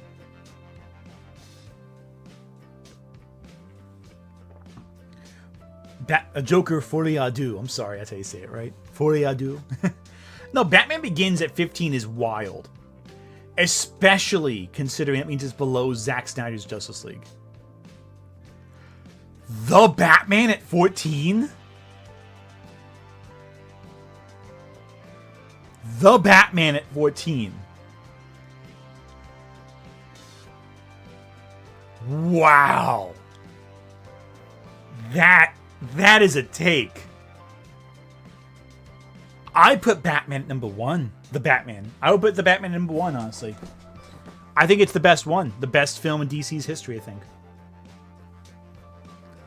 Wow. 14.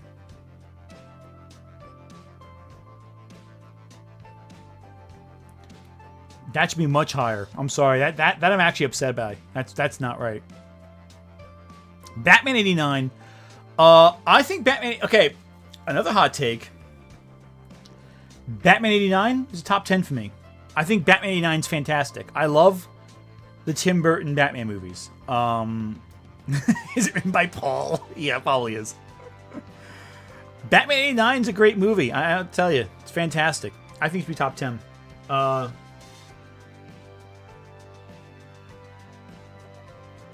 Because I'm bored. Oh, The Batman's my favorite DC movie. Yeah, I know, right? It's fantastic. The Batman's fantastic. I love The Batman.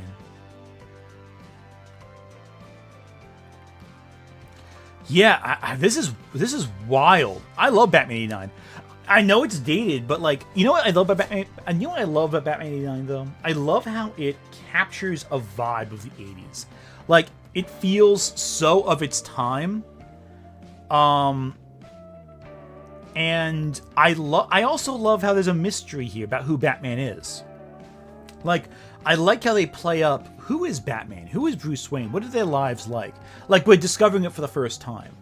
Like you don't know who Bruce Wayne is. And they play it in a way that feels so real and effective.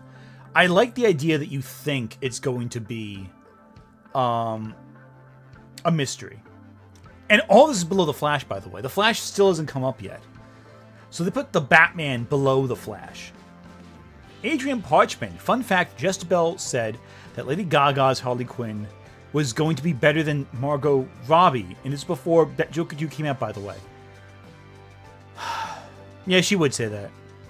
That's not even the worst take she's had. I don't know if she's changed her mind since seeing it, because that movie's rough. Any Profit. Batman 89 is number one for me, but I'm a millennial. No, so am I. I love Batman 89. There's a lot of nostalgia for it, but I think I can say, like, reasonably, they are better DC films than that. It's not the best Batman film, but it's up there, I would say.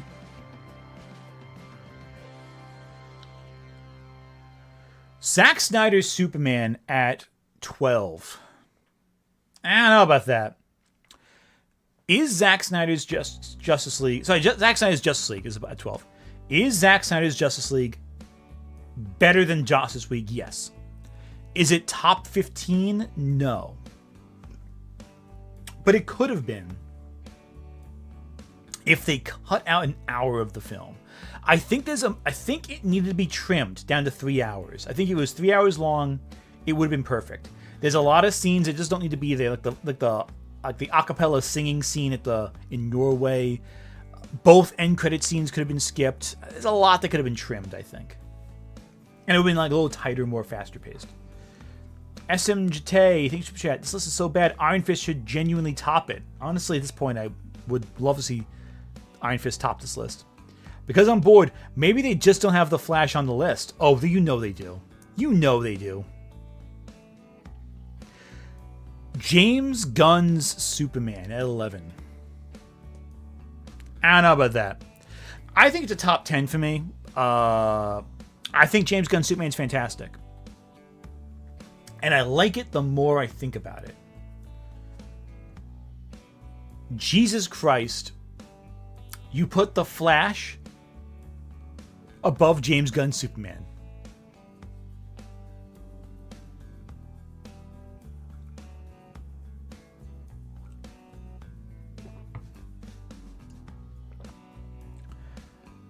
I'm gonna crash the fuck out.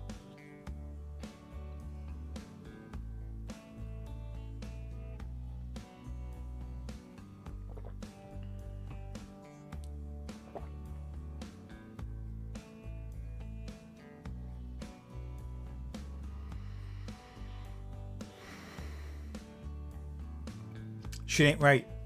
Shit ain't right. Shit ain't right, man. Shit ain't right.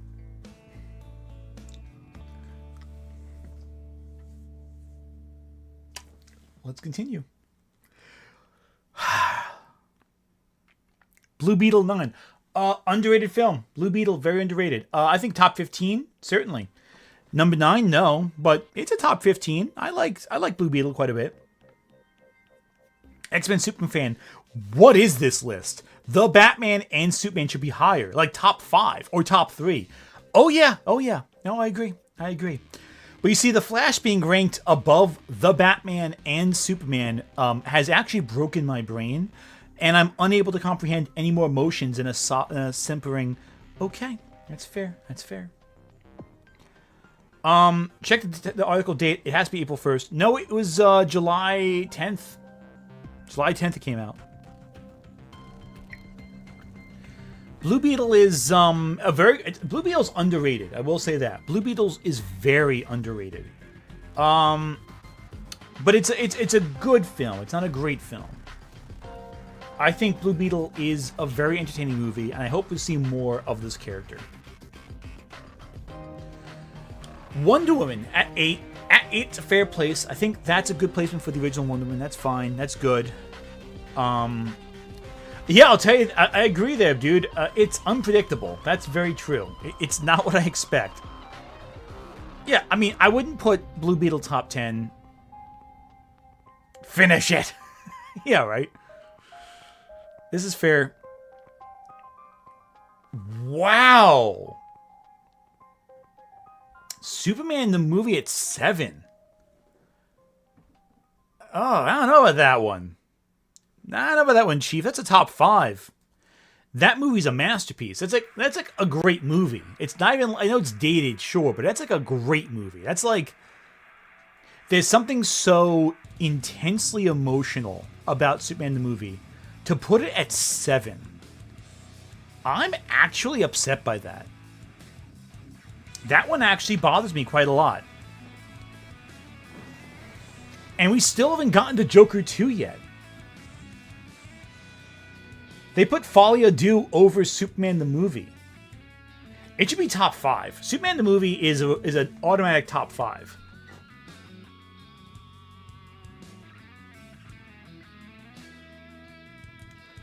Oh, I have no idea what they're going to do now. The Dark Knight is 6? I'm actually kind of surprised. I was kind of thinking like, oh, they're going to put Dark Knight number 1, like everyone else.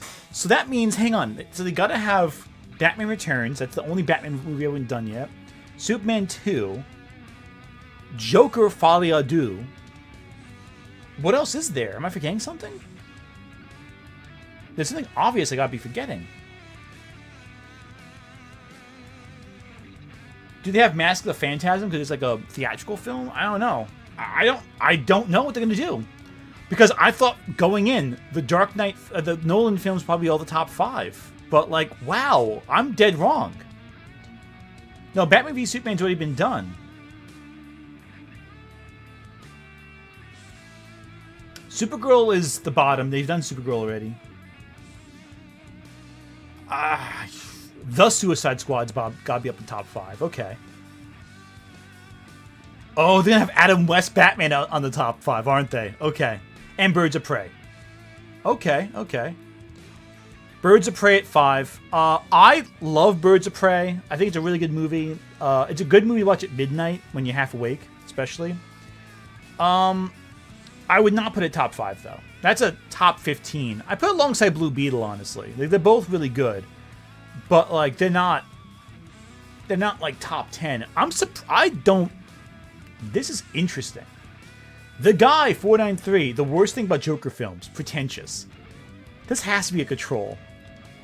But I'm happy they put Birds of Prey that high. It deserves respect, but I'm surprised. Batman's 1966 at 4. It is a top 10, I think. I wouldn't put it in top 4 or 5. I wouldn't put half these in top 5. I'm actually stunned by this. Batman Returns at 3?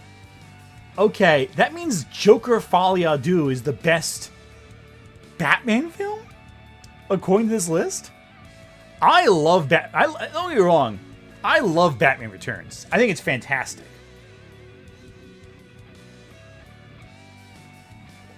You know, fun fact, when I was a kid, my mom refused to let me watch Batman Returns because the Penguin grossed her out too much. So I have a soft spot for this film. I really do love Batman Returns. I love Michelle Pfeiffer in it. I love Christopher Walken in it. It's a top 10. But 3 is bizarre. Especially knowing there's only 2 films left they can be. Superman 2 and Joker Folie à Deux. Those are the only 2 left. Oh, dear Lord. You didn't. There's no way. There's no way. There's no fucking way. There's no way. Dear Lord. They couldn't. They couldn't. I love Superman 2 also, don't get me wrong. I think the Donner cut's better. But there's no way. Oh! I just forgot it existed. Oh! I'm so happy that they forgot it existed. The Suicide Squad is great. It is a top 5. They forgot Joker Folie à Deux existed. Or did we just overlook it? Did I overlook it?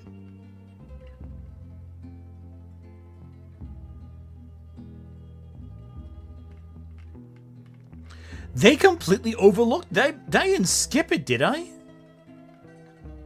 No, it's not here.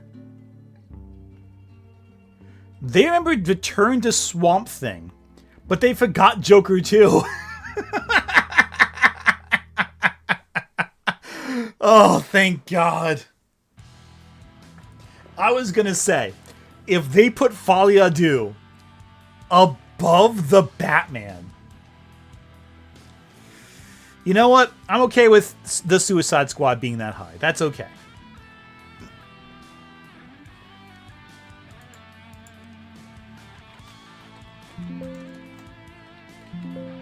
No Folie à Deux. They forgot it. Okay. Okay. Well played, Gern McMillan. Well played. That being said, though, Batman and Robin is still vastly better than a lot of these films. Wow, that one got me. I'm not gonna lie, that one had me for a second.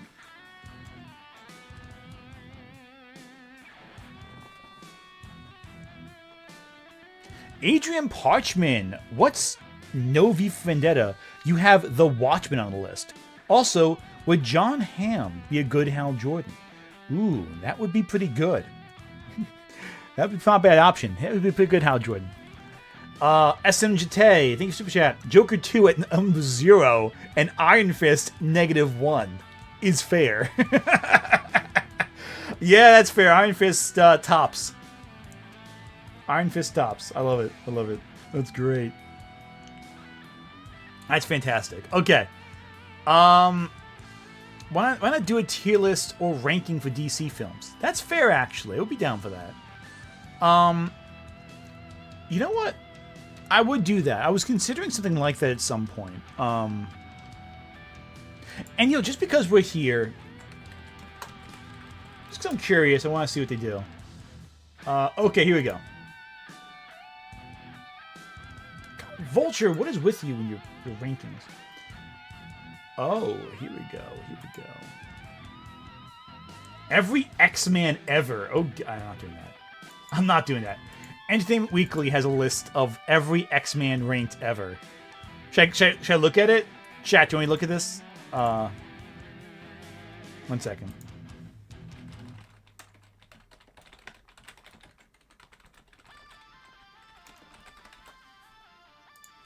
Okay, so EW has a article. Every X-Man ranked ever, it's called. I think it's only top 100, so I don't think it's every X-Men really.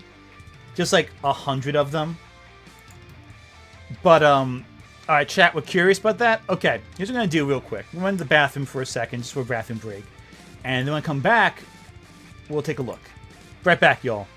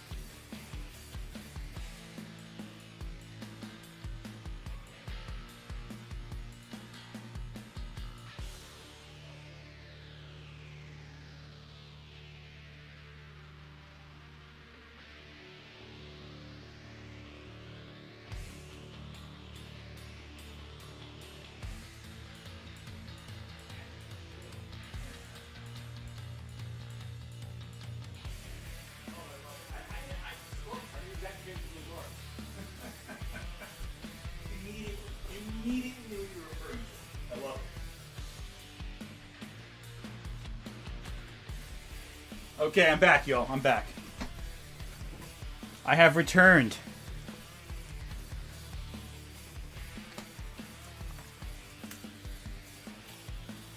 Okay, full screen again. Cool. Sorry, I got a little distracted. I was telling my spouse about the list. She was like, "Like, are you sure you meant the right flash? What are you talking about?" Azarius Daniels, or we can save it for another video. We could save it, or we can have more stuff I find next video. That'd be fun too. True Green mentioned? What? True Green's birthday is in August. Oh, True Green. He's pretty cool, I think. Alright, looks like the answer is yes. Overwhelmingly so. X-Men Superfan. Okay, hear me out. Top 5. Superman, The Batman, Dark Knight Rises, and The Suicide Squad. I'd probably switch out The Dark Knight Rises with the Superman the movie. I don't know what order that's supposed to be in. That's a fair top 5. That's a good one, I think. I think that's a fair one. Oh, SMGT, Dark Knight, Mask of Phantasm, Suicide Squad, Superman 78, Superman 2025. That's fair, too. Mask of the Phantasm is really good. Alright. Again, this isn't going to be a super long stream. I'll probably wrap it up in a bit. I do want to talk about this top 10, and then I want to talk about the new Spider-Man movie, so we'll probably wrap it up after that. But this list lacks images, so it'll be a little more discussion-based. Every X-Man ever, which I think is Crimson Energy made a YouTube short. Oh, yeah. I think Crim was talking about what his idea for that was, so it's a really good short, I'm pretty sure. Yeah, Crim sent me was talking about like an idea he had for a short that was really cool. I might just I think you should watch it on your own. I'm not gonna play it here because I don't want to take views away, but watch Crimson's new short. Sounds cool. Okay, so right here. So right here we have Entertainment Weekly. Does anyone actually know what Entertainment Weekly even is anymore? Is that like even like culturally relevant? I don't know. But they have a X-Men. They have 100 X-Men here, so it's not every X-Men ever, but it's a good chunk of them. So, number 100 is Maggot, who has the power to launch these like big alien like looking parasites out of his chest. That's fair. Nick Gray, I feel, is interesting. I feel like Nick Gray's underrated. Rachel Summers. Rachel Summers at 98. That's a little weird. I don't know about that one. I don't like that one. Pete Wisdom from Excalibur. Okay. Joseph the Magneto clone. Really? You put Joseph above Rachel Summers? That feels weird to me. Cecilia Reyes. That's fair, I guess. Strong Guy. I think Rachel Summers should be much higher. Yeah, I like there's no pictures for this one. It's actually kind of annoying. Yeah, looking at this now, I'm like, there's no imagery here. It's kind of like, I don't know if I like this one, because there's like no imagery here for this one.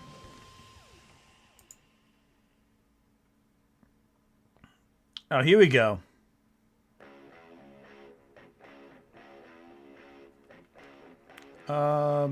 Slash film. This is a little better, I think. All 15 X-Men movies ranked. Imagery here, a little easier to watch. Because I'm bored. Hope they beak face and they include beak face and soft serve. Oh yeah, yeah. No, I don't like that at all.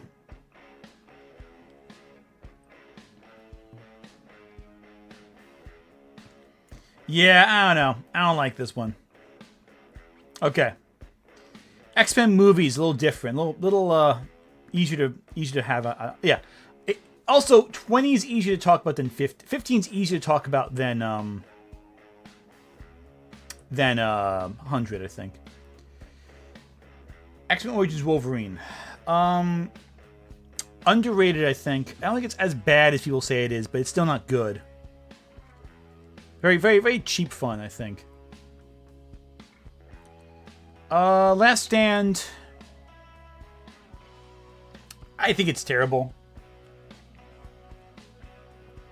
But to put both of those below Dark Phoenix is insane. Yeah, no, Dark Phoenix is the worst one. This is the lowest bar X-Men's ever had. I've since seen it. And this one's actually profoundly bad. I am stunned Dark Phoenix exists. Here's the thing. Everyone hates on X-Men Origins Wolverine, but you know what it wasn't? Boring. At no point was it boring. Meanwhile, Dark Phoenix is soul-drainingly bad. I can't stand it. Okay, X-Men Apocalypse I enjoy for what it is, but it is very goofy. For what it is, it's fun. It is very goofy, though. I don't know. Last Stand's pretty painful, though. Dark Phoenix, is it worse than Secret Invasion? In a different way. In a different way, it's really bad. Apocalypse is alright. I don't have an issue with Apocalypse. I just think it's not particularly amazing. But it is fun. And there are some highs, there are some lows. Oscar Isaac is always fun. I just don't think that he is apocalyptic, like truly apocalyptic. Once Upon a Deadpool, they count as separate. I mean, that's the PG-13 version of Deadpool 2. I don't know if I even count that.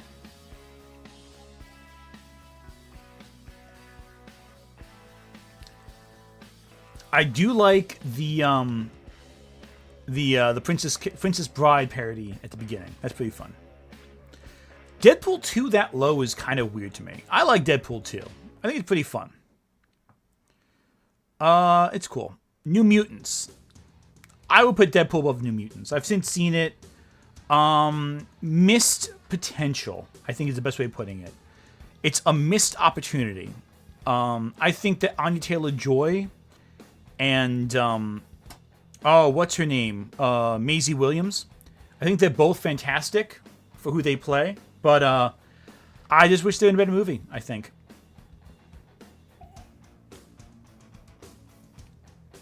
Also, Magic is having a moment again, thanks to Marvel Rivals. I also think Wolfsbane is a really cool character. I just like Wolfsbane as a character. She's cool. But New Mutants is just a disappointment, is what it comes down to it. The Wolverine, I've defended a lot on my channel. A few times I've said the Wolverine's pretty good. But the thing with the Wolverine is that last act, I think, is where it loses some momentum. But I like it more than a lot of the X-Men films, I think. I put the Wolverine top 5 X-Men, easy, I think. Deadpool and Wolverine at 7 sounds right. That's the right place for it, I think. X-Men, the original. One of my favorite films as a teen. I would probably rank it slightly lower, honestly. But it is great.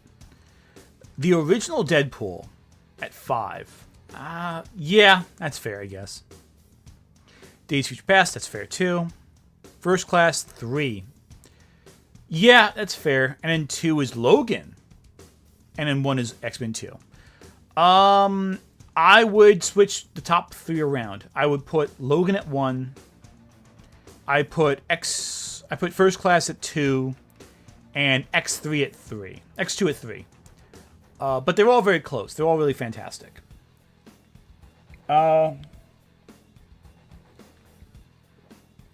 Yeah, no. Magic says something really, really bigoted about Danny, and that really pissed me off. I agree.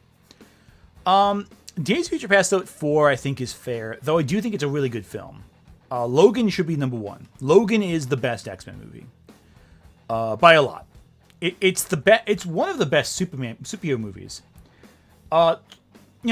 True facts right now, I kind of debate on whether or not, in terms of superhero films, what the best one is. And I think people aren't ready to hear the discussion. But what's better? Logan or The Batman?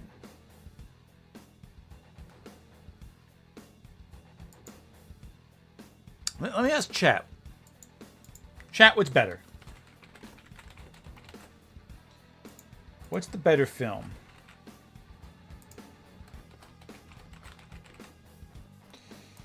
All right, chat. You tell me. I want to hear what you think. What's better, Logan or The Batman?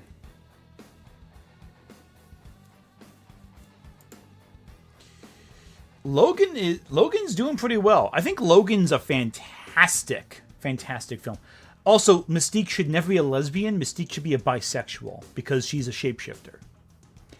Mystique will make love with anyone. She's more pan than bi. She's more pan. Gender is not important because she can shapeshift. I always loved how in media shapeshifters have such a different perspective of gender and orientation because, like, they're not confined to any one physical form. So, like, why would they be, one way or the other?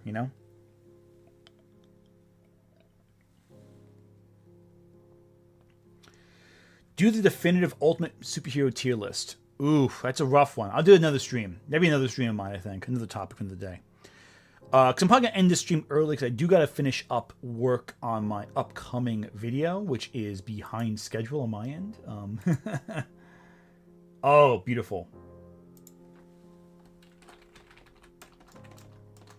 Oh, yeah, hang on. Actually, Krim just sent me a sketch for what...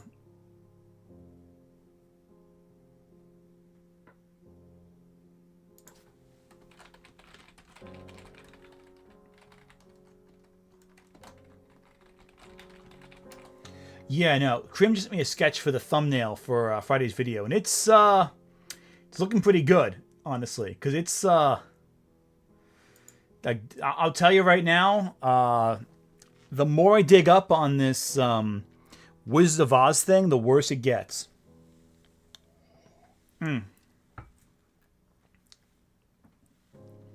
Is there a Sony Marvel list? Oh, it's just Mobius. It's just Mobius. It's just Morbius all the way up. It's Morbius 15 times. That's the Sony ranking list. The Dark Knight beats both movies. I gotta disagree with you on that one. I don't think The Dark Knight beats Logan or The Batman. That's my hot take.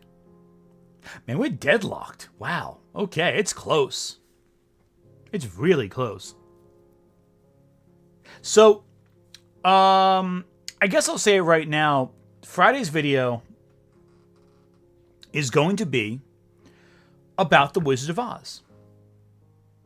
More specifically, it's going to be about the Sphere Wizard of Oz presentation.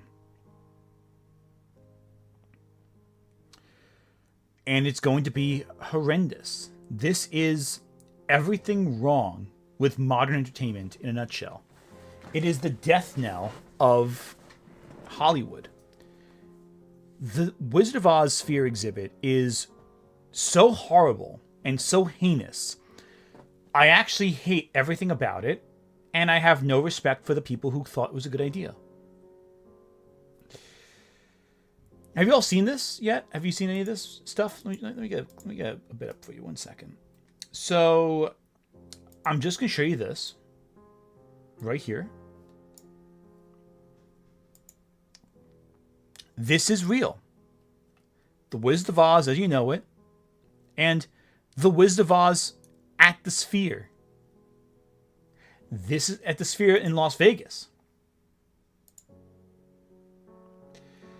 It is absolutely horrendous, and I hate everything about it. David Deister, thank you for Super Chat. How do you feel about Paul leaving MJ? Oh, well, hang on. It's not Paul leaving MJ, it's MJ leaving Paul. And are the editors going to put Peter and MJ back together? So they probably won't put Peter and MJ back together. I've accepted that. But I do love that they finally got rid of Paul, because Paul sucks. Eternal Sanity, kind of an unfair comparison at this point. Logan was the end of a character's journey, and the Batman's the start of one. Logan for now. That's fair. They are very similar, but in terms of like what quality is and what quality isn't, I think that Logan is... They both accomplish very different things, and the beginning is equally as important as an end in so many ways. But yeah, no, this is horrible. So in case you don't know, This is a upcoming recreation, essentially, of The Wizard of Oz. It's going to be presented at the Sphere.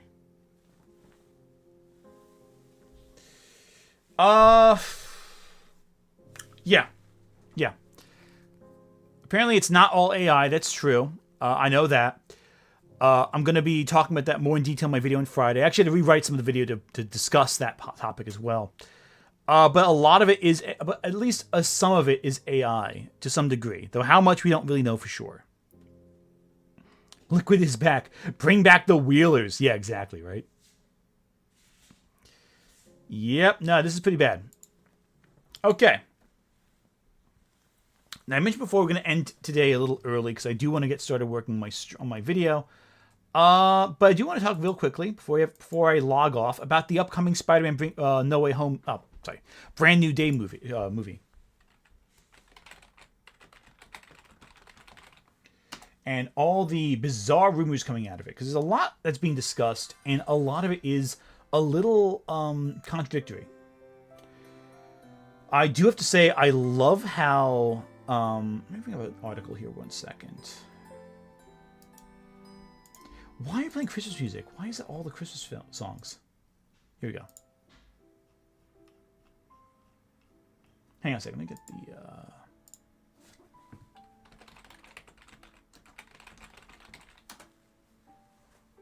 Okay, here we go. That's not it. Here we go. Right here. Okay, so we're on Blue Sky right now.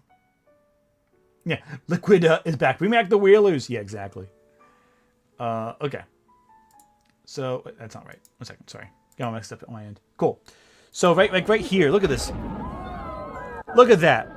It's Spider-Man swinging in front of like a camera rig with explosions going on behind him. A real effect. A real stuntman. I gotta say right now, considering how Tom Watts was like, oh, you can't put a real stuntman doing swings. It doesn't look right. I mean, it's gonna be an insert shot. They'll probably touch up with CG, but it looks so great. Right now, we have a number of projects in the works for Spider-Man. We got live action, we have Brand New Day, we got the Spider-Man Noir show coming on Amazon.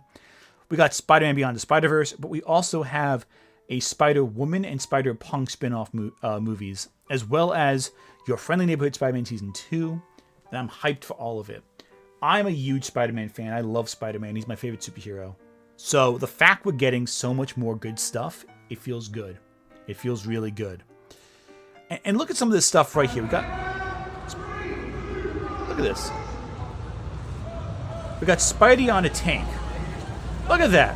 Spidey on a tank. How do you not love that? The costume looks fantastic. And the fact that people are acting like, oh, the costume looks terrible. I'm like, I gotta question your judgment if you think it looks bad. This is the comic costume mixed with the Raimi suit perfectly. I love it.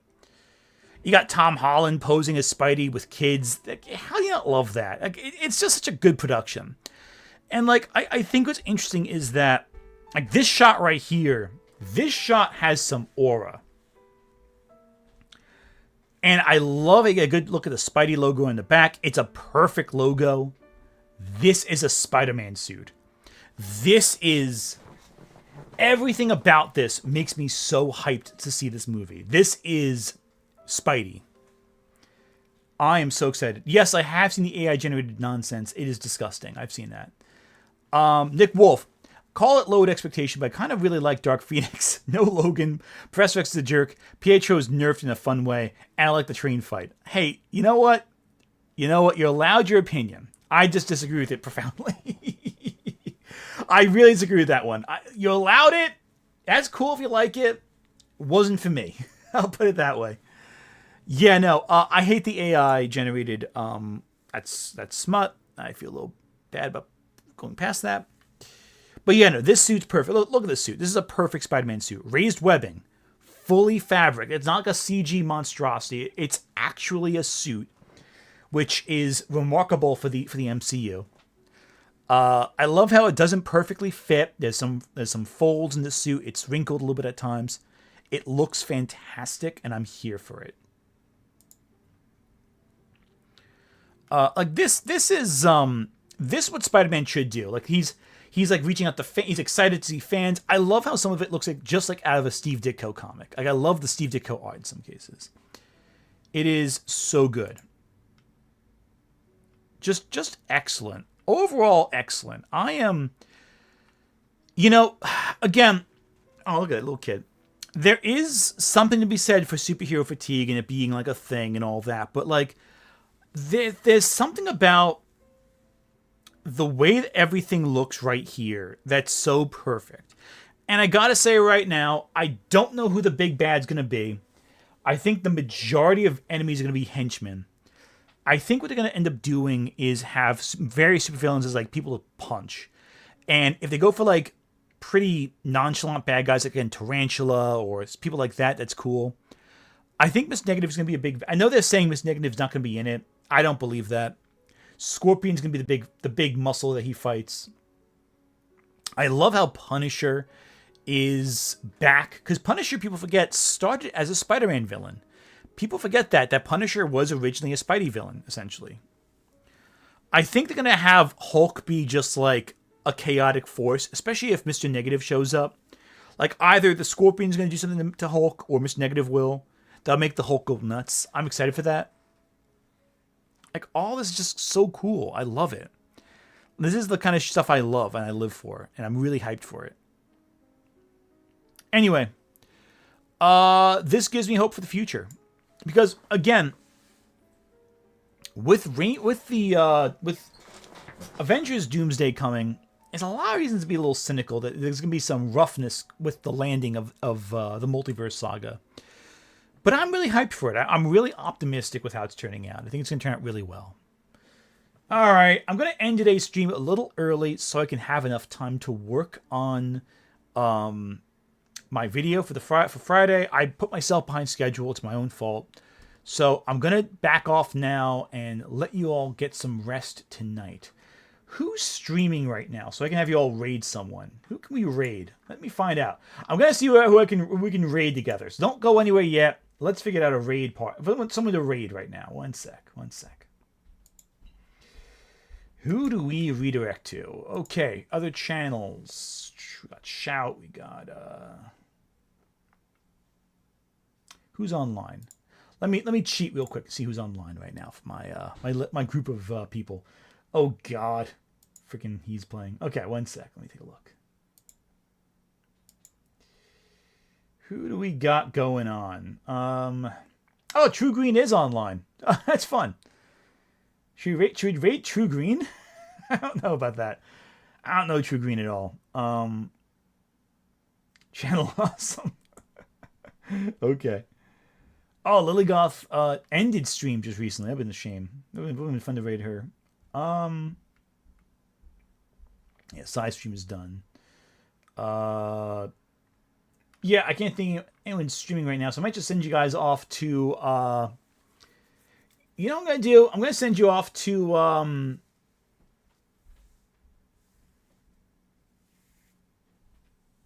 yeah, I'm gonna send you off to one of the random shout ones. Try that. Okay, here you go. This is good. Oh, that's gonna be interesting. Okay. Yeah, that's pretty cool. All right, cool. I figured out something to send you all to. And, all right. So, it's a random movie stream, so you have a good fun time after this. Everyone, sorry to end early, but I gotta get this thing done. What can I tell you? I gotta finish editing. Otherwise, no video on Friday, so I can't do that to you. So, everyone, take care, have a great rest of the night, and enjoy yourselves. Farewell for now.